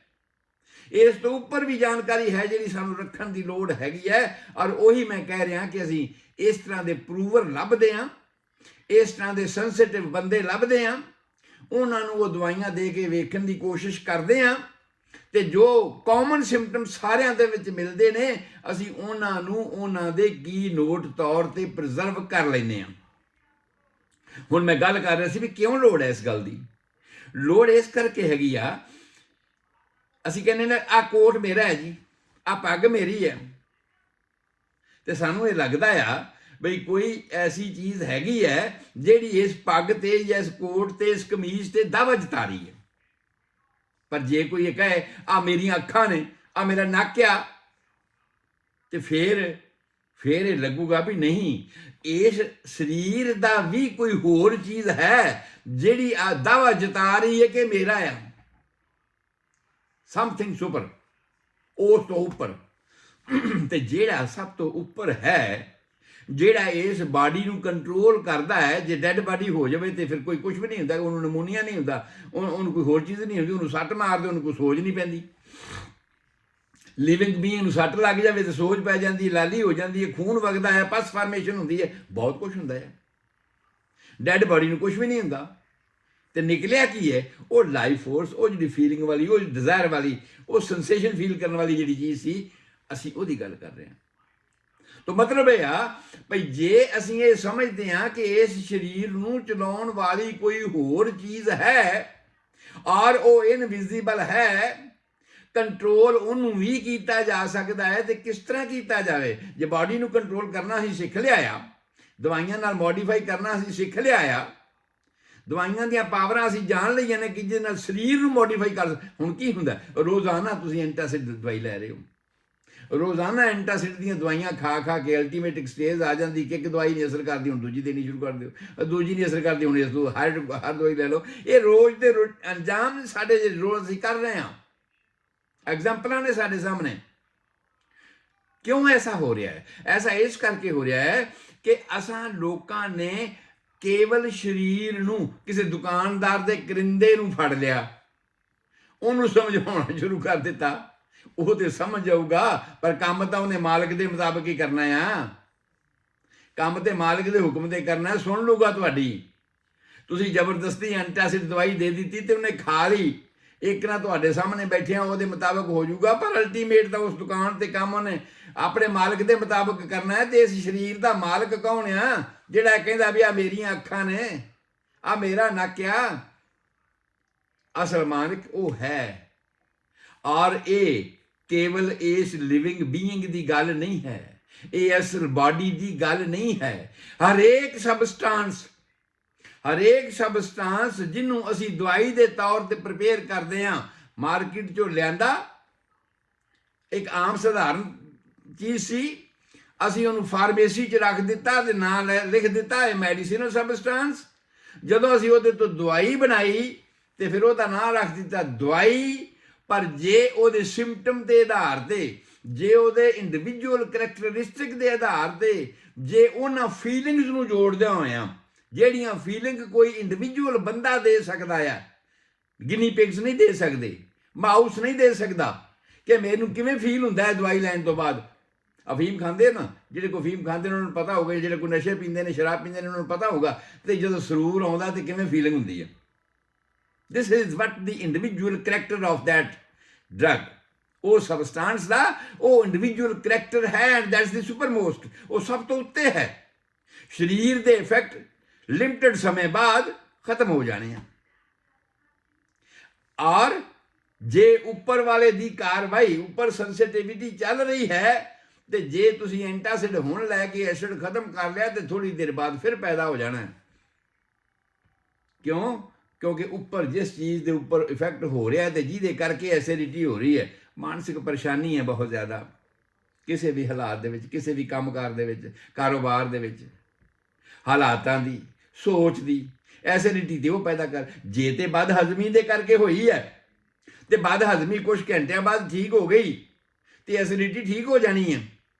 ਪਰ ਜੇ ਐਸਿਡਿਟੀ ਰੋਜ਼ ਦਾ ਹੀ ਧੰਦਾ ਹੋ ਗਿਆ, ਤੁਸੀਂ ਖੁਰਾਕ ਬਦਲ ਦਿਓ, ਖੁਰਾਕ ਬਦਲ ਦਿਓ ਤੇ ਉਸ ਖੁਰਾਕ ਤੋਂ ਬਾਅਦ ਵੀ ਜੇ ਹੋਈ ਜਾਂਦੀ ਹੈ ਤੇ ਇਹਦਾ ਮਤਲਬ ਹੈ ਵੀ ਖੁਰਾਕ ਨਾਲ ਸੰਬੰਧ ਨਹੀਂ ਹੈ, ਇਸ ਸਰੀਰ ਨਾਲ ਸੰਬੰਧ ਨਹੀਂ ਹੈ, ਕਿਸੇ ਹਾਇਰ ਸੈਂਟਰ ਨਾਲ ਸੰਬੰਧ ਹੈ, ਤੇ ਕੰਟਰੋਲ ਤੇ ਉਹਨੂੰ ਕਰਨ ਦੀ ਲੋੜ ਹੈ ਨਾ, ਸੰਭਾਲਣ ਦੀ ਤਾਂ ਉਹਨੂੰ ਲੋੜ ਹੈ ਨਾ। ਇਸੇ ਕਰਕੇ ਹੀ ਆਯੁਰਵੈਦਿਕ, ਹੋਮਿਓਪੈਥਿਕ, ਆਈਸੋਪੈਥਿਕ ਤੋਂ ਬਾਅਦ ਇੱਕ ਸਿਧਾਂਤ ਵਿਕਸਿਤ ਹੋਇਆ ਜਿਹਨੂੰ ਅਸੀਂ ਹੋਮਿਓਪੈਥਿਕ ਕਹਿੰਦੇ ਹਾਂ, ਜਿਹਦੇ ਰਾਹੀਂ ਅਸੀਂ ਇਹ ਵੈਰੀਫਾਈ ਕੀਤਾ ਕਿ ਕਿਸੇ ਵੀ ਚੀਜ਼ ਦੀ ਛੋਟੀ ਤੋਂ ਛੋਟੀ ਸਬ ਡਿਵੀਜ਼ਨ ਦੇ ਵਿੱਚ ਵੀ ਉਹਦੀ ਆਇਡੈਂਟੀਫਿਕੇਸ਼ਨ ਮੌਜੂਦ ਰਹਿੰਦੀ ਹੈ। ਜਿਵੇਂ ਪੋਟਾਸ਼ੀ ਸਾਇਨਾਈਡ ਦੀ ਮੈਂ ਗੱਲ ਕੀਤੀ ਹੈ ਕਿ ਉਸ ਨੂੰ ਵੀ ਜਿਵੇਂ ਫਾਸਫੋਰਸ ਤਿਆਰ ਕੀਤੀ ਜਾਂਦੀ ਹੈ ਦਵਾਈ ਦੇ ਤੌਰ ਤੇ, ਇਸੇ ਤਰ੍ਹਾਂ ਹੀ ਪੋਟਾਸ਼ੀ ਸਾਇਨਾਈਡ ਨੂੰ ਸਬ ਡਿਵਾਈਡ ਕਰਕੇ ਉਹਦੀਆਂ ਦਵਾਈਆਂ ਬਣੀਆਂ, ਜਿਹਨੂੰ ਅਸੀਂ ਕਾਲੀ ਸਾਇਨਾਈਡ ਕਹਿੰਦੇ ਹਾਂ ਹੋਮਿਓਪੈਥਿਕ ਦੇ ਵਿੱਚ। ਸੋ ਕਹਿਣ ਤੋਂ ਭਾਵ ਮੇਰਾ ਇਹ ਆ ਕਿ ਹਰ ਸਬਸਟੈਂਸ ਦੀ ਉਹਦੀ ਛੋਟੀ ਤੋਂ ਛੋਟੀ ਕੁਆਂਟੀਟੀ ਦੇ ਵਿੱਚ ਵੀ ਉਹਦਾ ਇੰਡੀਵਿਜੂਅਲ ਕਰੈਕਟਰ ਮੌਜੂਦ ਰਹਿੰਦਾ ਹੈ। ਭਾਵ ਜੋ ਕੁਦਰਤ ਨੇ ਉਹਨੂੰ ਗੁਣ ਬਖਸ਼ਿਆ ਹੈਗਾ ਤੇ ਇੰਡੀਵਿਜੂਅਲ ਬਣਾਇਆ ਬਾਕੀ ਸਾਰਿਆਂ ਦੇ ਨਾਲੋਂ, ਉਹ ਗੁਣ ਉਹਦੇ ਵਿੱਚ ਮੌਜੂਦ ਰਹਿੰਦਾ ਹੈ। ਇਸੇ ਕਰਕੇ ਪੋਟਾਸ਼ੀ ਸਾਇਨਾਈਡ ਨੂੰ, ਸਬਸਟੈਂਸ ਨੂੰ ਸਬ ਡਿਵਾਈਡ ਕਰਕੇ ਅਸੀਂ ਉਹਦੇ ਉਹ ਗੁਣ ਲੱਭ ਲਏ। ਜਿਸ ਤਰ੍ਹਾਂ ਕਿਸੇ ਵੀ ਸੈੱਲ ਨੂੰ ਤੁਸੀਂ ਤੋੜੋ, ਅੱਜ ਸਾਰੇ ਲੋਕ ਸਾਇੰਸ ਦੇ ਜਾਣਦੇ ਆ ਕਿ ਅਸੀਂ ਸੈੱਲ ਦੀ ਸਬ ਡਿਵੀਜ਼ਨ ਕਰਕੇ ਨਿਊਟਰੋਨ, ਇਲੈਕਟ੍ਰੋਨ, ਪ੍ਰੋਟੋਨ ਕਿੱਥੇ ਕਿੱਥੇ ਪਹੁੰਚ ਗਏ ਹਾਂ, ਤੇ ਅਲਟੀਮੇਟ ਸਾਨੂੰ ਮਿਲਦਾ ਕੀ ਹੈ? ਐਨਰਜੀ। ਔਰ ਉਹ ਐਨਰਜੀ ਜਿਹੜੀ ਹੈ ਉਹ ਬਿਲਕੁਲ ਇੱਕੋ ਜਿਹੀ ਹੈ, ਚਾਹੇ ਉਹ ਪੱਥਰ ਦੀ ਸੈੱਲ ਦੇ ਵਿੱਚੋਂ ਹੋਵੇ, ਚਾਹੇ ਉਹ ਲੱਕੜੀ ਦੇ ਸੈੱਲ ਦੇ ਵਿੱਚ ਹੋਵੇ, ਚਾਹੇ ਕਿਸੇ ਹਿਊਮਨ ਬੀਇੰਗ ਦਾ ਸੈੱਲ ਹੋਵੇ। ਅਲਟੀਮੇਟ ਜਿਹੜੀ ਐਨਰਜੀ ਹੈ, ਜਿਹੜੀ ਪਾਵਰ ਹੈ, ਉਹ ਸਿਮਿਲਰ ਹੈ। ਸੋ ਇਹ ਗੱਲ ਮੈਂ ਅੱਗੇ ਵੀ ਕਹੀ ਸੀ ਕਿ ਅੰਡਜ, ਜੇਰਜ, ਸਿਤਜ, ਉਤਪਜ, 4 ਤਰ੍ਹਾਂ ਦਾ ਜੀਵਨ ਗੁਰਬਾਣੀ ਦੇ ਅਨੁਸਾਰ ਵਿਕਸਿਤ ਹੋ ਰਿਹਾ ਹੈ, ਤੇ 4 ਤਰ੍ਹਾਂ ਦੇ ਵਿਕਸਿਤ ਜੀਵਨ ਦੇ ਵਿੱਚ ਅਲਟੀਮੇਟ ਜੁਜ਼ ਕੀ ਹੈ? ਪਾਵਰ। ਇਸੇ ਤਰ੍ਹਾਂ ਹੀ ਜੋ ਇਸ ਬ੍ਰਹਿਮੰਡ ਦੇ ਵਿੱਚ ਹੈ, ਹਰ ਉਸ ਚੀਜ਼ ਦੀ ਆਪਣੀ ਇੱਕ ਇੰਡੀਵਿਜੂਅਲ ਕਰੈਕਟਰਿਸਟਿਕ ਹੈ, ਇੰਡੀਵਿਜੂਅਲ ਕਰੈਕਟਰ ਹੈ। ਔਰ ਉਸ ਇੰਡੀਵਿਜੂਅਲ ਕਰੈਕਟਰ ਨੂੰ ਅਸੀਂ ਐਵੇਂ ਜਾਣਦੇ ਹਾਂ ਕਿ how it affects our body as a substance. ਉਹ ਲੱਭਣ ਦਾ ਤਰੀਕਾ ਮੈਂ ਤੁਹਾਨੂੰ ਦੱਸ ਦਿੱਤਾ ਵੀ ਕਿਵੇਂ ਕਿਵੇਂ। ਪਰ ਅਸੀਂ ਜ਼ਹਿਰੀਲੀਆਂ ਚੀਜ਼ਾਂ ਨੂੰ, ਟੌਕਸਿਕ ਚੀਜ਼ਾਂ ਨੂੰ, ਹੁਣ ਸੱਪ ਦੇ ਜ਼ਹਿਰ ਤੋਂ ਵੀ ਤਾਂ ਦਵਾਈਆਂ ਬਣਦੀਆਂ ਨੇ ਨਾ। ਵੈਸੇ ਸੱਪ ਦਾ ਜ਼ਹਿਰ ਵੀ ਲੋਕ ਖਾ ਲੈਂਦੇ ਨੇ, ਜੇ ਤੁਹਾਡੇ ਮੂੰਹ 'ਚ ਕੋਈ ਜ਼ਖਮ ਨਹੀਂ ਹੈ ਤਾਂ ਸੱਪ ਦਾ ਜ਼ਹਿਰ ਤੁਹਾਨੂੰ ਇਫੈਕਟ ਨਹੀਂ ਕਰਦਾ। ਪਰ ਜੇ ਕਿਸੇ ਮੂੰਹ ਦੇ ਵਿੱਚ ਕਿਸੇ ਵੀ ਥਾਂ ਤੇ ਜ਼ਖਮ ਹੋਇਆ, ਕਿਸੇ ਵੀ ਥਾਂ ਤੇ ਉਹ ਇਨਵੇਡ ਕਰ ਗਿਆ ਬਾਹਰ ਦੇ ਸਾਈਡ ਤੋਂ, ਤੇ ਉਸਨੇ ਤੁਹਾਨੂੰ ਇਫੈਕਟ ਪੈਦਾ ਕਰਨਾ ਹੀ ਹੈ। ਪਰ ਲੈ ਸੱਪ ਦੇ ਜ਼ਹਿਰ ਤੋਂ ਵੀ ਤਾਂ ਮੈਡੀਸਿਨਸ ਬਣੀਆਂ ਹੋਈਆਂ ਨੇ ਨਾ। ਸੋ ਉਹਨਾਂ ਨੂੰ ਬਣਾਉਣ ਦਾ ਤਰੀਕਾ ਇਹੀ ਸੀਗਾ ਕਿ ਉਹਨੂੰ ਸਬ ਡਿਵਾਈਡ ਕਰੋ, ਤੇ ਅਲਟੀਮੇਟ ਇਹਨਾਂ ਸਬ ਡਿਵਾਈਡ ਕਰੋ ਵਾਰ-ਵਾਰ ਚੈੱਕ ਕਰਕੇ ਕਿ ਆਖਰੀ ਲਿਮਟ ਤੱਕ ਇਹ ਲੱਗੇ ਕਿ ਇਹਦੇ ਵਿੱਚ ਅਜੇ ਵੀ ਉਹ ਅਸਰ ਹਨ। ਅਫੀਮ ਲੈ ਲਈ, ਮਾਰਫੀਨ ਪੈਥੇਡੀਨ ਬਣਾ ਲਈ, ਮਾਰਫੀਨ ਪੈਥੇਡੀਨ ਦਾ ਇੱਕ ਗ੍ਰੇਨ ਲੈ ਲਿਆ, ਉਹਦੇ ਵਿੱਚ ਇਨਰਟ ਸਬਸਟੈਂਸ ਜਿਹਦੇ ਵਿੱਚ ਕੋਈ ਮੈਡੀਸਿਨਲ ਪ੍ਰਾਪਰਟੀ ਨਹੀਂ, ਉਹਦੇ ਵਿੱਚ ਮਿਕਸ ਕਰਕੇ ਉਹਨੂੰ ਸਬ ਡਿਵਾਈਡ ਕੀਤਾ। ਇਹ ਤਾਂ ਕੈਮੀਕਲ ਤਰੀਕਾਕਾਰ ਹੈ ਨਾ, ਜਿਹੜੇ ਸਾਇੰਸ ਦੇ ਲੋਕ ਬੱਚੇ ਜਿਹੜੇ ਨੇ ਉਹ ਜਾਣਦੇ ਨੇ ਸਕੂਲਾਂ ਦੇ ਵਿੱਚ ਕਿ ਕਿਸੇ ਡਰੱਗ ਨੂੰ, ਕਿਸੇ ਵੀ ਚੀਜ਼ ਨੂੰ, ਸਬਸਟੈਂਸ ਨੂੰ ਸਬ ਡਿਵਾਈਡ ਕਿਵੇਂ ਕਰਨਾ ਹੈ। ਛੋਟੇ ਤੋਂ ਛੋਟਾ ਹੋ ਗਿਆ ਤਾਂ ਉਦੋਂ ਬਾਅਦ ਕਿਵੇਂ ਸਬ ਡਿਵਾਈਡ ਕਰਨਾ ਹੈਗਾ। ਸੋ ਹੋਮਿਓਪੈਥਿਕ ਦਾ ਤਰੀਕਾ ਇਹ ਹੈ ਕਿ ਅਸੀਂ ਉਹਨੂੰ ਸਬ ਡਿਵਾਈਡ ਕਰਦੇ ਹਾਂ, ਅਲਟੀਮੇਟ ਸਬ ਡਿਵਾਈਡ ਕਰਦੇ ਹਾਂ, ਔਰ ਉਸ ਨੂੰ ਉਹੋ ਜਿਹੇ ਓਵਰ ਸੈਂਸਿਟਿਵ ਲੋਕਾਂ ਤੇ ਟੈਸਟ ਕਰਨ ਦੀ ਕੋਸ਼ਿਸ਼ ਕਰਦੇ ਹਾਂ, ਔਰ ਓਵਰ ਸੈਂਸਿਟਿਵ ਲੋਕਾਂ ਤੇ ਟੈਸਟ ਕੀਤਾ ਹੋਇਆ ਉਹ ਸਬਸਟੈਂਸ ਸਾਨੂੰ ਉਹਦੀ ਮਾਨਸਿਕਤਾ ਦੀ ਰਿਪੋਰਟ ਦੇਗਾ ਕਿ ਮਾਨਸਿਕਤਾ ਦੇ ਉੱਪਰ ਕਿਸ ਤਰ੍ਹਾਂ ਇਫੈਕਟ ਕਰਦਾ ਹੈ, ਔਰ ਜਿਸ ਤਰ੍ਹਾਂ ਉਹ ਮਾਨਸਿਕਤਾ ਦੇ ਉੱਪਰ ਇਫੈਕਟ ਕਰਦਾ ਹੋਏਗਾ ਉਹ ਉਹਦੇ ਅਸਰ ਗੁਣ ਹੋਣਗੇ, ਉਹ ਉਹਦੀ ਅਸਰ ਆਇਡੈਂਟੀਫਿਕੇਸ਼ਨ ਹੋਵੇਗੀ। ਸੋ ਭਾਵੇਂ ਕੋਈ ਡਰਗ ਸਬਸਟੈਂਸ ਕਿੰਨਾ ਵੀ ਜ਼ਹਿਰੀਲਾ ਹੋਵੇ, ਅੱਜ ਮਨੁੱਖ ਉਹਦੇ ਤੋਂ ਦਵਾਈ ਬਣਾਉਣ ਦੇ ਵਿੱਚ ਕਾਮਯਾਬ ਹੋ ਗਿਆ। ਦਵਾਈ ਕਹਿਣ ਤੋਂ ਭਾਵ ਹੀ ਇਹ ਆ ਕਿ ਅਸੀਂ ਉਹਨੂੰ ਇਸ ਮਨੁੱਖੀ ਸਰੀਰ ਵਾਸਤੇ ਇਸਤੇਮਾਲ ਕਰ ਸਕਦੇ ਹਾਂ, ਔਰ ਜੇ ਅਸੀਂ ਉਹਨੂੰ ਇਸਤੇਮਾਲ ਕਰ ਸਕਦੇ ਤਾਂ ਦਵਾਈ ਹੋ ਗਈ। ਔਰ ਇਸਤੇਮਾਲ ਅਸੀਂ ਉਦੋਂ ਕਰਾਂਗੇ ਜਦੋਂ ਸਾਨੂੰ ਪਤਾ ਹੋਊਗਾ ਕਿ ਨਹੀਂ, ਅੱਜ ਮੋਰਫਿਨ ਦਾ ਪੈਥਿਨ ਦਾ ਟੀਕਾ ਦਿੰਦੇ ਆ ਨਾ, ਤੇ ਬੜੇ ਕੁਆਲੀਫਾਈਡ ਡਾਕਟਰ ਚਾਹੀਦੇ ਨੇ ਜਿਹਨੂੰ ਇਹ ਪਤਾ ਹੋਵੇ ਕਿ ਭਾਈ ਇੰਨੇ ਕੁ ਮਿਲੀਗ੍ਰਾਮ ਦੇਣਾ ਚਾਹੀਦਾ ਹੈ, ਇੰਨੀ ਉਮਰ ਦੇ ਵਿੱਚ ਇੰਨੇ ਭਾਰ ਦੇ ਵਿੱਚ ਇੰਨੇ ਮਿਲੀਗ੍ਰਾਮ ਹੀ ਜਿਹੜੀ ਮੋਰਫਿਨ ਜਾਂ ਪੈਥਿਨ ਦਿੱਤੀ ਜਾ ਸਕਦੀ ਹੈ। ਔਰ ਇਸੇ ਚੀਜ਼ ਨੂੰ ਖਤਮ ਕਰਨ ਵਾਸਤੇ ਇਹ ਠੀਕ ਹੈ, ਸਾਨੂੰ ਅਗਰ ਫਿਜ਼ੀਕਲ ਲੋੜਾਂ ਹਨ, ਸਾਡੀ ਬਾਡੀ ਤੱਕ ਹੀ ਲਿਮਟ ਹੈਗੀ, ਬਾਡੀ ਤੱਕ ਲਿਮਟ ਕੇਵਲ ਉਹਨਾਂ ਬਿਮਾਰੀਆਂ ਦੀ ਅਸੀਂ ਰੱਖ ਸਕਦੇ ਹਾਂ ਜਿਹੜੀਆਂ ਵਕਤੀ ਪੈਦਾ ਹੋਈਆਂ ਨੇ, ਜਿਹੜੇ ਸਾਡੇ ਵਕਤੀ ਕਾਰਨ ਹਨ, ਤੇ ਉਹਨਾਂ ਦੇ ਕਰਕੇ ਵਕਤੀ ਤੌਰ ਤੇ ਸਾਡੇ ਇਸ ਸਰੀਰ ਦੇ ਆਜ਼ਾਮ ਦੇ ਵਿੱਚ ਫਰਕ ਆ ਗਿਆ ਹੈ, ਚੱਲਣ ਦੇ ਵਿੱਚ ਫਰਕ ਆ ਗਿਆ ਹੈ, ਉਹਨਾਂ ਵਾਸਤੇ ਤੇ ਅਸੀਂ ਉਹ ਵਕਤੀ ਚੀਜ਼ਾਂ ਤੋਂ ਇਸਤੇਮਾਲ, ਕਿਉਂਕਿ ਅੱਜ ਕੱਲ੍ਹ ਜ਼ਮਾਨਾ ਬੜਾ ਤੇਜ਼ ਦਾ ਹੋ ਗਿਆ, ਹਰ ਆਦਮੀ ਚਾਹੁੰਦਾ ਕਿ ਮੈਂ ਫਟਾਫਟ ਠੀਕ ਹੋਵਾਂ ਜੀ, ਫਟਾਫਟ ਠੀਕ ਹੋਵਾਂ। ਪਰ ਕੁਦਰਤ ਦੇ ਠੀਕ ਹੋਣ ਦਾ ਸਿਸਟਮ, ਇਸ ਬਾਡੀ ਨੂੰ ਸਹੀ ਕਰਨ ਦਾ ਸਿਸਟਮ ਉਹਦਾ ਆਪਣਾ ਹੈ। ਰੀਜਨਰੇਸ਼ਨ ਦੀ ਪ੍ਰਾਪਰਟੀ ਅਸੀਂ ਮੈਡੀਕਲ ਕਾਲਜਾਂ 'ਚ ਪੜ੍ਹਾਉਂਦੇ ਹਾਂ ਕਿ ਰੀਜਨਰੇਸ਼ਨ ਕਿਵੇਂ ਹੁੰਦੀ, ਕਿਸੇ ਟਿਸ਼ੂ ਦੀ ਕਿਵੇਂ ਹੁੰਦੀ, ਕਿਸੇ ਦੀ ਕਿਵੇਂ ਹੁੰਦੀ ਹੈ। ਹੁਣ ਹੱਡੀ ਟੁੱਟ ਜਾਂਦੀ ਤੇ ਡਾਕਟਰ ਕਹਿੰਦੇ ਨੇ 6 ਹਫ਼ਤੇ ਦਾ ਪਲਸਤਰ ਲਾਓ। ਕਿਉਂ ਕਹਿੰਦੇ ਨੇ? ਇਸ ਕਰਕੇ ਕਹਿੰਦੇ ਨੇ ਕਿ ਉਹਨਾਂ ਨੂੰ ਪਤਾ ਹੈ ਕਿ ਹੱਡੀ ਨੂੰ ਜੁੜਨ ਲਈ ਇੰਨਾ ਸਮਾਂ ਚਾਹੀਦਾ ਹੈ, ਨੇਚਰ ਦਾ ਪ੍ਰੋਸੈਸ ਹੈ, ਅਸੀਂ ਉਹਦੇ ਮੁਤਾਬਕ ਕਰਦੇ ਹਾਂ। ਸੋ ਇਸ ਕਰਕੇ ਅਸੀਂ ਡਰਗ ਸਬਸਟੈਂਸ ਨੂੰ ਉਹਦੀ ਉਸ ਮਾਤਰਾ ਤੱਕ ਸਬ ਡਿਵਾਈਡ ਕਰਕੇ ਲੈ ਜਾਂਦੇ ਹਾਂ ਜਿਹੜੀ ਸਾਡੀ ਉਸ ਮਾਨਸਿਕਤਾ ਦੇ ਲੈਵਲ ਤੇ ਜਾ ਕੇ ਉਸ ਬਿਮਾਰੀ ਨੂੰ ਰੂਟ ਆਊਟ ਕਰ ਸਕੇ, ਕਿਉਂਕਿ ਸਾਡੇ ਮੁਤਾਬਕ ਬਿਮਾਰੀ ਉਸ ਰੂਟ ਤੇ ਹੈ। ਫਿਜ਼ੀਕਲ ਬਿਮਾਰੀਆਂ, ਟ੍ਰਾਈਵਲ ਏਲਮੈਂਟਸ ਜਿਹਨੂੰ ਅਸੀਂ ਕਹਿੰਦੇ ਹਾਂ, ਉਹ ਸਾਡੇ ਖਾਣ ਪਾਣ ਰਹਿਣ ਸਹਿਣ ਦੇ ਢੰਗ ਕਰਕੇ ਹੋ ਸਕਦੀਆਂ ਨੇ। ਰਾਤ ਸਾਰੀ ਜਾਗਦੇ ਰਹੇ, ਕੰਮ ਕਰਦੇ ਰਹੇ ਤੇ ਥਕਾਵਟ ਹੈ, ਸਰੀਰ ਟੁੱਟਦਾ ਭੱਜਦਾ ਹੈਗਾ ਆ, ਤੇ ਜ਼ਰੂਰੀ ਗੱਲ ਉਹਨੂੰ ਨੀਂਦ ਦਿਓ, ਉਹਨੂੰ ਦਵਾਈ ਦੀ ਲੋੜ ਨਹੀਂ ਹੈਗੀ। ਓਵਰਵੇਟ ਹੋ ਗਏ ਹੋ, ਜ਼ਿਆਦਾ ਖਾਈ ਜਾਂਦੇ ਹੋ, ਰੋਜ਼ਾਨਾ ਹੈਵੀ ਡਾਈਟ ਹੁੰਦਾ ਤੁਹਾਡਾ, ਉਹ ਤੇ ਭਾਈ ਡਾਕਟਰ ਕੋਲੋਂ ਦਵਾਈ ਲੈਣ ਦੀ ਲੋੜ ਨਹੀਂ ਹੈਗੀ। ਤੁਹਾਨੂੰ ਲੋੜ ਹੈਗੀ ਐਕਸਰਸਾਈਜ਼ ਕਰਨ ਦੀ, ਤੁਹਾਨੂੰ ਲੋੜ ਹੈਗੀ ਡਾਈਟ ਘਟਾਉਣ ਦੀ। ਕਿ ਮੇਰੇ ਕਹਿਣ ਤੋਂ ਭਾਵ ਕਿ ਸਰੀਰ ਨਾਲ ਸੰਬੰਧਿਤ ਹੋਈਆਂ ਬਿਮਾਰੀਆਂ ਤੇ ਸਰੀਰ ਦੇ ਲੈਵਲ ਤੱਕ ਠੀਕ ਕਰਨ ਵਾਸਤੇ ਜੇ ਅਸੀਂ ਉਹਦੇ ਕਾਰਨ ਲੱਭ ਲੈਂਦੇ ਹਾਂ ਤੇ ਉਹਨਾਂ ਨੂੰ ਠੀਕ ਕੀਤਾ ਜਾ ਸਕਦਾ ਆ। ਪਰ ਮਾਨਸਿਕ ਤੌਰ ਤੇ ਹੋ ਗਈਆਂ ਬਿਮਾਰੀਆਂ ਨੂੰ ਠੀਕ ਕਰਨ ਵਾਸਤੇ ਸਾਨੂੰ ਤਰੀਕਾਕਾਰ ਵੀ ਉਸ ਤਰ੍ਹਾਂ ਦੇ ਹੀ ਅਪਣਾਉਣੇ ਪੈਣਗੇ ਜਿਹੜੇ ਉਸ ਲੈਵਲ ਤੇ ਜਾ ਸਕਣ। ਮੈਂ ਇੱਕ ਐਗਜ਼ਾਮਪਲ ਅੱਗੇ ਦਿੱਤੀ ਸੀ, ਫਿਲਮ ਸਾਰੇ ਤੁਸੀਂ ਵੇਖਦੇ ਹੋ ਨਾ, ਪਰਦੇ ਤੇ ਬਹੁਤ ਵੱਡੀ ਪਿਕਚਰ ਸਾਡੇ ਸਾਹਮਣੇ ਆਈ ਹੁੰਦੀ ਹੈ, ਤੇ ਜੇ ਪਿਕਚਰ ਦੇ ਵਿੱਚ ਕਿਸੇ ਥਾਂ ਤੇ ਕੋਈ ਪੁਆਇੰਟ, ਕੋਈ ਦਾਗ ਹੋਵੇ, ਅਸੀਂ ਪਰਦੇ ਨੂੰ ਜਿੰਨਾ ਮਰਜ਼ੀ ਅੱਗੇ ਪਿੱਛੇ ਕਰ ਲਈਏ, ਦਾਗ ਨਹੀਂ ਜਾਣਾ। ਸੱਜੇ ਹੋ ਜੂ, ਖੱਬੇ ਹੋ ਜੂ, ਖੱਬੇ ਹੋ ਜੂ, ਸੱਜੇ ਹੋ ਜੂ। ਐਸਿਡਿਟੀ ਦੀ ਦਵਾਈ ਦੋਗੇ, ਅਰਥਰਾਈਟਿਸ ਹੋ ਗਈ, ਅਰਥਰਾਈਟਿਸ ਦੀ ਦਵਾਈ ਦੋਗੇ, ਐਸਿਡਿਟੀ ਹੋ ਜੂਗੀ।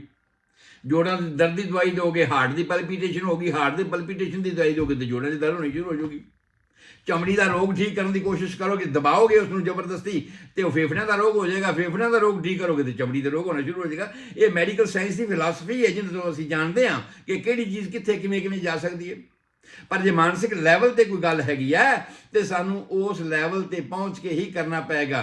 ਕਿ ਪ੍ਰੋਜੈਕਟਰ ਦੇ ਵਿੱਚ ਫਿਲਮ ਰੱਖੀ ਹੈ, ਫਿਲਮ ਦੇ ਵਿੱਚ ਕਿਤੇ ਸਪੌਟ ਆ ਗਿਆ ਹੈ, ਉਹੀ ਸਪੌਟ ਸਾਨੂੰ ਪਰਦੇ ਉੱਤੇ ਵੱਡਾ ਹੋ ਕੇ ਦਿਖਾਈ ਦੇ ਰਿਹਾ ਹੈ, ਤੇ ਜਦ ਤੱਕ ਅਸੀਂ ਉਸ ਜਿਹੜੀ ਫਿਲਮ ਰੱਖੀ ਹੈ ਪ੍ਰੋਜੈਕਟਰ ਦੇ ਵਿੱਚ ਉਸ ਨੂੰ ਦਰੁਸਤ ਨਹੀਂ ਕਰਦੇ, ਤਦ ਤੱਕ ਉਹ ਦਾਗ ਪਰਦੇ ਤੋਂ ਜਾਣਾ ਨਹੀਂ। ਇਹ ਸਰੀਰ ਸਾਡਾ ਇੱਕ ਤਰ੍ਹਾਂ ਪਰਦਾ ਨੁਮਾ ਹੈ, ਇਹ ਗਾਈਡਡ ਬਾਈ ਮਾਈਂਡ ਹੈ।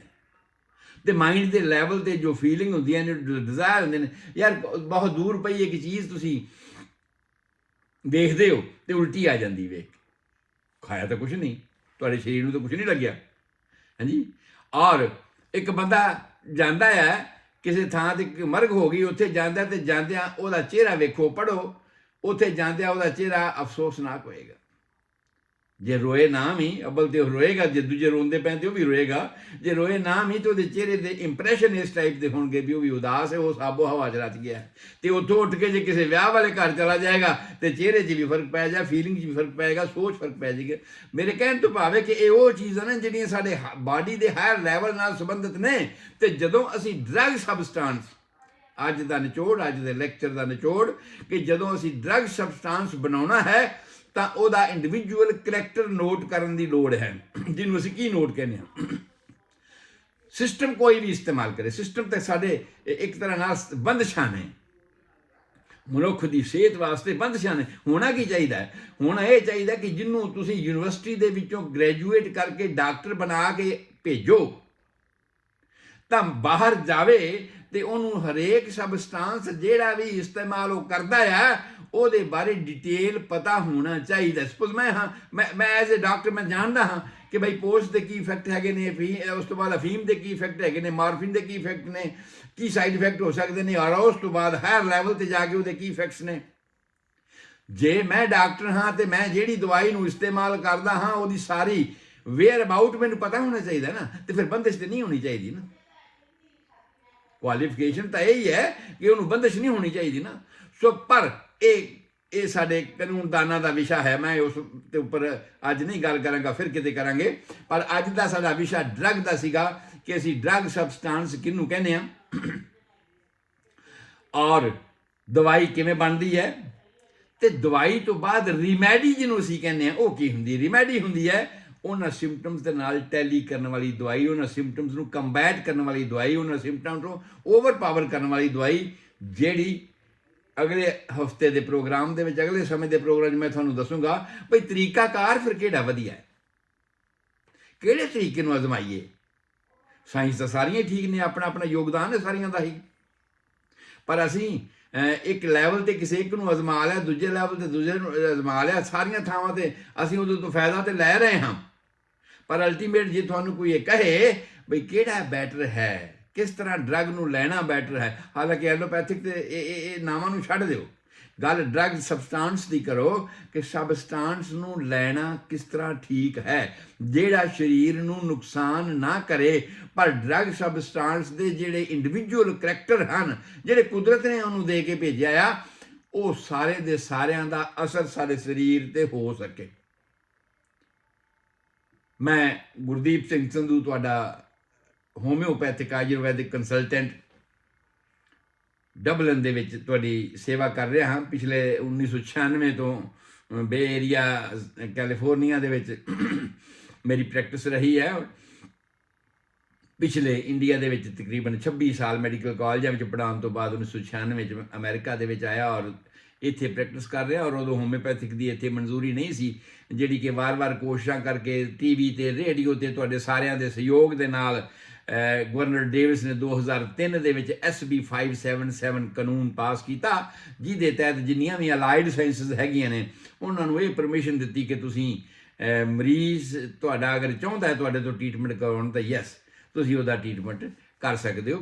ਤੁਹਾਨੂੰ ਚੈੱਕ ਕਰਨ ਵਾਸਤੇ ਸਾਡੇ ਕੋਲ ਅਜੇ ਕੋਈ ਸਟੈਂਡਰਡ ਨਹੀਂ ਬਣਿਆ, ਜਿਵੇਂ MCAT ਵਗੈਰਾ ਹੁੰਦੇ ਐਲੋਪੈਥਿਕ ਦੇ, ਇਸ ਤਰ੍ਹਾਂ ਦਾ ਕੋਈ ਇਲਜ਼ਾਮ ਇੱਥੇ ਸੈਟਅਪ ਨਹੀਂ ਹੈਗਾ, ਕਿਉਂਕਿ ਇੱਥੋਂ ਦੀ ਲੌਬੀ ਜਿਹੜੀ ਹੋਰ ਸਟਰੋਂਗ ਹੈਗੀ ਐਲੋਪੈਥਿਕ ਦੀ ਹੈ ਤਾਂ ਇੰਡੀਆ ਦੇ ਵਿੱਚ ਵੀ, ਪਰ ਇੰਡੀਆ ਦੇ ਵਿੱਚ ਅਸਾਂ ਕੋਸ਼ਿਸ਼ ਕਰਕੇ ਇਹਨੂੰ ਐਸਟੈਬਲਿਸ਼ ਕਰ ਲਿਆ। ਪਹਿਲਾਂ 1963 ਦਾ ਐਕਟ ਬਣਿਆ ਆਯੁਰਵੈਦਿਕ ਵਾਸਤੇ, ਤੇ ਉਸ ਤੋਂ ਬਾਅਦ ਜਦੋਂ ਸਾਡੇ ਵਰਗਿਆਂ ਨੇ 29 ਦਿਨ ਭਾਗਲਪੁਰ ਦੀ ਜੇਲ੍ਹ ਕੱਟੀ ਤੇ ਉਦੋਂ ਹੋਮਿਓਪੈਥਿਕ ਦਾ ਐਕਟ ਬਣਿਆ 1972। ਔਰ ਇਸੇ ਤਰ੍ਹਾਂ ਹੀ ਜਿਹੜੀਆਂ ਸਾਇੰਸਾਂ ਸਟੈਬਲਿਸ਼ ਹੋ ਜਾਂਦੀਆਂ ਨੇ ਆਪਣੇ ਦਾਇਰੇ ਦੇ ਵਿੱਚ ਹੀ ਚਾਹੁੰਦੀਆਂ ਨੇ ਦੁਨੀਆ ਨੂੰ ਘੁਮਾਈਏ, ਔਰ ਉਹ ਕੋਈ ਹੋਰ ਨਵੀਂ ਚੀਜ਼ ਨਾ ਆ ਜਾਵੇ, ਕੋਈ ਨਵੀਂ ਸੋਚ ਨਾ ਆ ਜਾਵੇ। ਔਰ ਇਸੇ ਕਰਕੇ ਹੀ ਜਿਹੜਾ ਨਵੀਂ ਸਾਇੰਸ ਦੀ ਸਟੈਬਲਿਸ਼ਮੈਂਟ ਹੋਣੀ ਗਵਰਨਮੈਂਟ ਲੈਵਲ ਤੇ ਉਹ ਬੜੀ ਔਖੀ ਹੁੰਦੀ ਹੈ, ਬੜੇ ਸਟਰਗਲ ਕਰਨੇ ਪੈਂਦੇ ਨੇ। ਉਹੀ ਸਟਰਗਲ ਮੈਨੂੰ ਪੰਜਾਬ ਇੰਡੀਆ ਦੇ ਵਿੱਚ ਵੀ ਕਰਨਾ ਪਿਆ। ਭਾਗਲਪੁਰ ਦੀ ਜੇਲ੍ਹ, ਮੈਂ ਜਦੋਂ ਯੂਨੀਵਰਸਿਟੀ ਬਿਹਾਰ ਦਾ ਸਟੂਡੈਂਟ ਸੀ, medical college Sinha homeopathic medical college ਦਾ ਸਟੂਡੈਂਟ ਸੀ, ਉਹੀ ਇੱਕ ਸਟਰਗਲ ਮੈਨੂੰ ਇੱਥੇ ਅਮਰੀਕਾ ਦੇ ਵਿੱਚ ਆ ਕੇ ਕਰਨਾ ਪਿਆ। ਖੈਰ ਬਰਕਤ ਕਿ ਤੁਹਾਡੇ ਸਾਰਿਆਂ ਦੇ ਸਹਿਯੋਗ ਦੇ ਨਾਲ ਇਹ ਹੋਮਿਓਪੈਥਿਕ ਕੈਲੀਫੋਰਨੀਆ ਦੇ ਵਿੱਚ ਅਪਰੂਵਲ ਹੋਈ ਆਯੁਰਵੈਦਿਕ ਜਿਹੜੀ ਹੈ ਸਾਇੰਸਾਂ ਜਾਂ ਹੋਰ ਜਿੰਨੀਆਂ ਵੀ ਅਲਾਈਡ ਸਾਇੰਸਸ ਨੇ, SB 577 ਐਕਟ ਜਿਹੜਾ ਹੈ ਉਹਨਾਂ ਸਾਰੀਆਂ ਨੂੰ ਸ਼ੈਲਟਰ ਕਰਦਾ ਹੈ ਕਿ ਤੁਸੀਂ ਆਪਣੇ ਡਾਕਟਰ ਜਾਂ ਆਪਣੇ ਮਰੀਜ਼ ਦੀ ਆਪਸੀ ਸਹਿਮਤੀ ਦੇ ਨਾਲ ਟ੍ਰੀਟਮੈਂਟ ਕਰ ਸਕਦੇ ਹੋ। ਸੋ ਖੈਰ ਇਹ ਵਿਸ਼ੇ ਚੱਲਦੇ ਹੀ ਰਹਿਣਗੇ। ਅਸੀਂ ਅਗਲੇ ਪ੍ਰੋਗਰਾਮ ਦੇ ਵਿੱਚ ਤੁਹਾਡੇ ਨਾਲ ਸਾਂਝਾ ਕਰਾਂਗੇ ਕਿ ਫਿਰ ਸਾਨੂੰ ਕੀ ਪਤਾ ਲੱਗੇ, ਆਮ ਵੇਗ ਬੰਦਾ ਜਿਹੜਾ ਹੈ ਉਹ ਕਿਵੇਂ ਜਾਣੇ ਵੀ ਯਾਰ ਮੈਨੂੰ ਕਿਸ ਤਰ੍ਹਾਂ ਦਾ ਟ੍ਰੀਟਮੈਂਟ ਲੈਣਾ ਚਾਹੀਦਾ ਹੈ, ਕਿਹੜੀ ਸਾਇੰਸ ਵਧੀਆ ਹੈਗੀ, ਜੇ ਸਾਇੰਸ ਦੀ ਗੱਲ ਹੀ ਹੋਵੇ ਤੇ ਕਿਹੜੀ ਚੀਜ਼ ਦਾ ਟ੍ਰੀਟਮੈਂਟ ਕਿਸ ਤਰੀਕੇ ਤੇ ਮੈਨੂੰ ਲੈਣਾ ਚਾਹੀਦਾ ਹੈਗਾ। ਇਹ ਵਿਚਾਰ ਸਾਡੀ ਅਗਲੇ ਹਫਤੇ ਦੇ ਪ੍ਰੋਗਰਾਮ ਦੇ ਵਿੱਚ ਹੋਏਗੀ। ਤੁਹਾਡਾ ਸਾਰਿਆਂ ਦਾ ਰੱਬ ਰਾਖਾ। ਕਿਸੇ ਵੀ ਵੇਲੇ ਅਗਰ ਤੁਸੀਂ ਕਿਸੇ ਹੋਮਿਓਪੈਥਿਕ ਦੇ ਤੌਰ ਤੇ ਇਲਾਜ ਕਰਵਾਉਣਾ ਚਾਹੁੰਦੇ ਹੋ ਜਾਂ ਕੋਈ ਹੋਮਿਓਪੈਥਿਕ ਦਵਾਈਆਂ ਲੈਣਾ ਚਾਹੁੰਦੇ ਹੋ ਜਾਂ ਤੁਸੀਂ ਕੋਈ ਬਿਮਾਰੀ ਦੇ ਬਾਰੇ ਸਮਝਣਾ ਚਾਹੁੰਦੇ ਹੋ, ਸਲਾਹ ਕਰਨਾ ਚਾਹੁੰਦੇ ਹੋ, ਤੇ ਮੈਨੂੰ ਕਾਲ ਕਰ ਸਕਦੇ ਹੋ 4086871899। ਈਮੇਲ ਐਡਰੈਸ, ਕਿਉਂਕਿ ਬਹੁਤ ਸਾਰੇ ਦੂਰ ਦੇ ਲੋਕ ਕਈ ਵਾਰ ਫੋਨ ਨਹੀਂ ਕਰਦੇ, ਈਮੇਲ ਨਾਲ ਕੰਟੈਕਟ ਸਾਡਾ ਹੁੰਦਾ ਹੈ, ਤੇ ਈਮੇਲ ਹੈ homeomedicine HOMEOMEDICINE